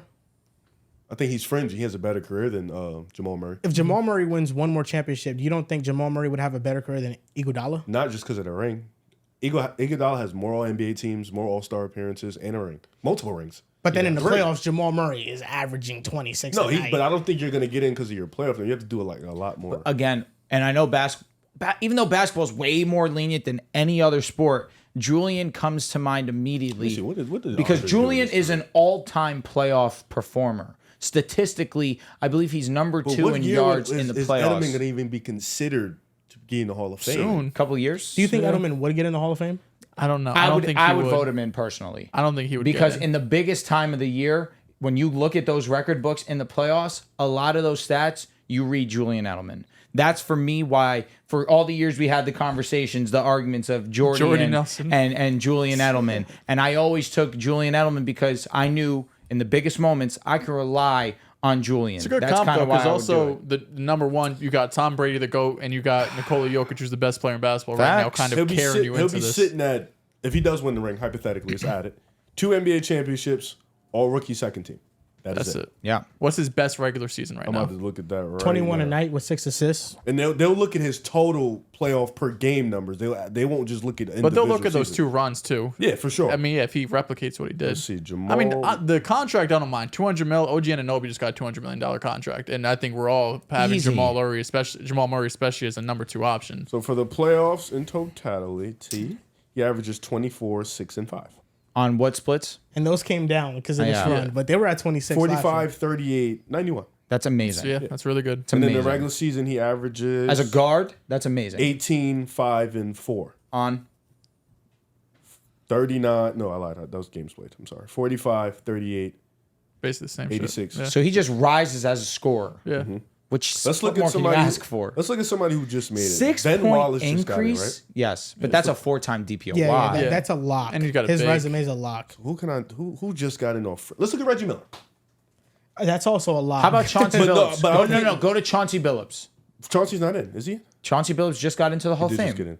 But I want to look at Reggie because I don't think Reggie's career, 5-time All-Star, 3-time All-NBA third team. No, but that's why I think Chauncey's a better comp. 3-time All-NBA Because compared to Reggie, 0. yeah, OD. Reggie's a top 75 player all Reggie, time. I think Chauncey has All-NBA team. Does he? So is what we're saying here is that he has to wait. I'm asking. Wait a minute. Chauncey's resume is done more crazy. than Reggie. Okay. Yeah. He's Really? a champion, Yeah. Finals MVP, 5-time All-Star, 3-time All-NBA team, Wow. 2-time All-Defensive. Yeah, he has a better case than Reggie. enough. Just looking at the accolades. Yeah, no, I'm with you. I'm with you. So are we saying that Jamal Murray has to make like 2 All-Star games to even be considered for the Hall of He's Fame? gonna make All-NBA. I feel inevitably he'll make one. Does one All-Star really sway you? Nah, the guards From in a- the West from are a crazy. from a They're non-Hall of amazing. Fame and a Hall of They're Fame. That's why I amazing. think he needs to have like one real dominant regular season, get an All-NBA. It is appearance. tough, but I think that it can happen. We saw Klay Thompson make an All-Star game. Not that he wasn't deserving, but he still made it. Who's Best more of team a in Hall the of Famer, Jamal Murray or Al Horford? Ooh, let's That's look a it good up. question. See what Al's Does done. Al have All-NBAs? Yes, John, this is rude. he does. I think I'm gonna go out on a limb and This say is a good yes. question. As a matter of fact, he has one He has. Okay, I was gonna say. in 2011, 5-time All-Star. I'm All-NBA going defensive Jamal. second team. He meant more to that Got one championship ring. team than Al. He does. Than Al. Yeah. Al Probably- got the resume though, like the All-Stars and does. stuff. Al was also a 2-time NCAA champion, which they will look at. That's 'cause he's a true. That's basketball fan. true. Back to back. Back to back, the back-to-back moves first. the Well, shit in out a, of in a people. minute, I should say. Yeah, so Shout Florida. Jamal he just has to get more. It's like it's no way of putting it. It's not to say it doesn't diminish. If you don't make the Hall of Fame, it doesn't diminish what you are as a player. And I think Jamal Murray is a great player in his own right. But to make the Hall of Fame, you just got to get a little more. There's no shame or hate towards it. You just got to get some more. And it's tough in his era because he's playing with a shit ton of like the golden age of point guards, where it's a shit ton of point guards, whether they're coming in, whether they're already here, whether the older guys are just breaking the barrier. And he's not this insane regular season performer, and they don't need him to be. So maybe he's not, trying to do all that. But in the playoffs, he's just as good as almost anybody in this era as a point guard. So fuck it. If you would just want to live with your rings, I feel like all that shit, because he's going to get paid like a top guy. That shit really don't even, the Hall of Fame don't really even matter for real. Let's Don't finish really this matter show for real. off with your hires and lowers, Riv. Oh, okay. Higher or lower on Memphis being a top 5 seed in the West? Ooh. Could be 1, 2, 3, 4, 5. Oh, I know where you're gonna go with this. I'm higher. I think there's those teams in the top 4. Love what they do over there. I could The see. ghetto-ness. I love 12, man. I could see Denver potentially having a down regular season. I think Dallas it's not a lock to be a top 4 dominant regular season team. hitting home for you. I think OKC is pretty comfortably there. Minnesota's Number 1. pretty comfortably there. But when Memphis was healthy a couple seasons ago, this was the number 2 seed in the West. If you're telling me John Morant's healthy, tell me Desmond Bane's out there, GG's Jaren already out for some Jackson, time. but just like a month or two. When you got the other dudes there, you got the real superstars of the team. I think they could be top 5. I'm thinking top 6. You said top 5. You're getting very yeah, I did specific, grab which the I get five. it. It's I get it. half. I think they can be a top 6 playoff lock. I mean, if think you think that's top definitely 6, you might as possible. well say top 5. Number 5. Yeah. Hey, it's a crap. That 5 through 7 usually is pretty damn Can close. they be better than like the Suns, the Pelicans, the They can be. Lakers? They can be. So are you higher or lower? Talk to me, brother. Ah, man. It's a tough question. It's hard. I can't lie. We'll go, but you know what? You know? feel like you're here. Jamal Morant's a winner. I say this, I'm going higher. He is a winner. You're here. He's Trust me, you 100% get no right. pushback from me. John Morant is 1,000% a winner, and we see, although in a short amount of time last season, we saw his impact in Game 1 when he hit that buzzer beater. I believe that he is great enough with the supporting cast that they have put around him, a little bit more shooting. Hopefully, Gigi Jackson can come back and be healthy, and when that comes out, or when he comes back, then we'll start to see what this team can do at 100%. Adding Vince Williams as a defensive piece also, that was a huge addition for them.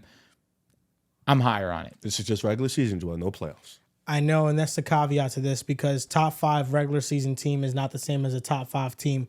I think there are three clear top teams in the West. That's Denver, that's OKC, and that's Minnesota. Dallas Mavericks and the Timberwolves. I also forgot about Yeah, I Timberwolves. was So gonna say, don't forget four of the best teams in the West, I think those are the 4 teams. So now we're talking about the Memphis Grizzlies competing with the Phoenix Suns, who they got point guards this offseason. Tyus Jones was a really good addition for them.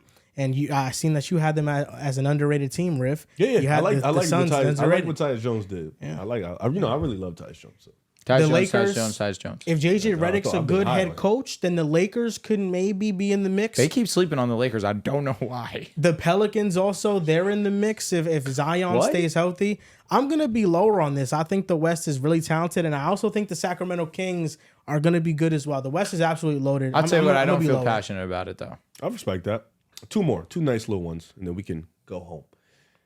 This one's really for you right here because this is your guy, and I know he played like shit for half a year, and you kept blaming him on an injury, but in reality, he just isn't that good. But and with this one time in the playoffs, he went left and then went out of bounds. Higher or lower on Tyrese Halliburton finishing as the best guard in the East by the end of the next year? So the best guard in the East, that means he would have to supplant Jalen Brunson. And that's not Donovan Brunson, Mitchell. I said guard. So Brunson, Mitchell, Trae Young, in others' eyes is better than Tyrese. What do you think? I'm lower on this. Jalen Brunson and Donovan Mitchell are the 2 best guards in the East. But I will say, if this question was, are you higher or lower on Tyrese Halliburton showing us more consistently of his healthy self, I would say if he shows higher. you more. It's a shame it's not the question. Jesus Just folks making his own damn question. If he shows you more, you can't make the argument he could. To be honest know with what you, I'm Riv, saying? this was the easiest question that you asked us. For yeah, you. that's an easy. This is more for him. I just wanted to see where his head was because he had Tyrese in uncomfortable conversations. Yeah, but I and then feel life like happened. even with all that, he acknowledges Jalen Brunson's the king. So let me ask you a question. 24, 12. Fuck the rebounds. They're guards. Who cares about that? 50 or 48, 43, 88 splits. You're not. Well, that's just what he was doing. That's an MVP candidate. So you know what I'm saying? If he is in there, you're not thinking maybe he could be the. Absolutely. Okay. Absolutely. Let's see. If he has those numbers and that type of impact. What was he averaging? Like absolutely. 28 That's what and he, 12? I believe I spit out his November, whatever it was at that that time. playing Yeah, stats. yeah. I feel like that was that. He was off the top of my godly. head. So if he's doing that consistently on a year, you could definitely. Yeah, brother, he's gonna be top 10 talks. He does that. Yeah. I mean, he was already. Last one. They compared him to Steve Nash. You compared him to Steph. You did. Steve Nash. Got him. This You're was welcome. another one for you. Higher or lower? Crush on this guy. Yeah, what the fuck? We got nothing. I'm sorry. I didn't have anything for the Lakers. I'm tired of talking about them, and I really hate the Celtics. I know you like Missoula's quote. That was amazing. It was fire. I hated that I had to say it was fire. I really did. Higher or lower on Julius Randle being a playoff riser this postseason? Oh, I'm higher. You can't rise more than what the low bar Yes, he you- set is. He's honestly. right. No, he's saying he's being a riser, not just better than what he has Yeah, been. that could just be average. What about Julius Randle just has his regular season stats translate to the playoffs? That's Sign a me the fuck riser. up. OD. That's a riser. I'm higher That's on an that. All-NBA player. I think Julius Randle, after 2 bad playoff Talk. runs or performances, I think he'll be much better. I think Julius Randle has done a lot of soul searching. I think he knows what he means to the Knicks fan base. We're guessing now. I think he understands what he means to this team, the X adding factor stuff. he Yeah, is. yeah, just guess. I think Julius Randle's a great guy, and I think he's I'm gonna get going- I high. think he's a great guy too. I'm going higher on this because there's a lot more spacing from the last time that he stepped on the court with the New York Knicks in the playoffs. because that was the issue. Now his shot died. It was definitely both. His shot diet was terrible, but of course, when he's trying to go and assert himself, he couldn't really do that because the paint's clogged. But then now you're putting him into shots that the defense will absolutely love and definitely let happen. If he's shooting jumpers, the opposing team is going to be ecstatic about that. But with what we saw last season, Julius Randle was asserting himself in the paint, and that's where he was consistently winning. Now that you go and you have Dante there, who was one of the best three-point makers last season, you add Mikal Bridges on this team that can space the floor. OG Anunoby can space the floor. Obviously, Jalen Brunson's one of the better shooters at the guard position as well. That's going to benefit Julius Randle. I think that with the way that the roster has been constructed for this upcoming season, it's most beneficial for Julius Randle. This one's easy, real easy for me, Riv. Real easy. Here he goes. The New York Knicks go up against damn near any team in the East. He's going to have a great series. Type shit. Goes up against them boys in Boston. He's going to be in hell. You didn't answer the question. He's going to be, it's higher against the rest of the East, lower against So Boston. you're brother. changing the question. Nope. Answering the question, just putting some context behind it. Okay, I like that. That's all I had.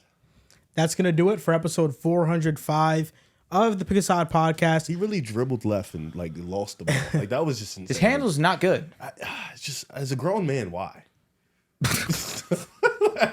Fucking grown man. It's a elite point guard. Yeah, Why? like, why? Like just why can't you go left? Austin Reeves can go left.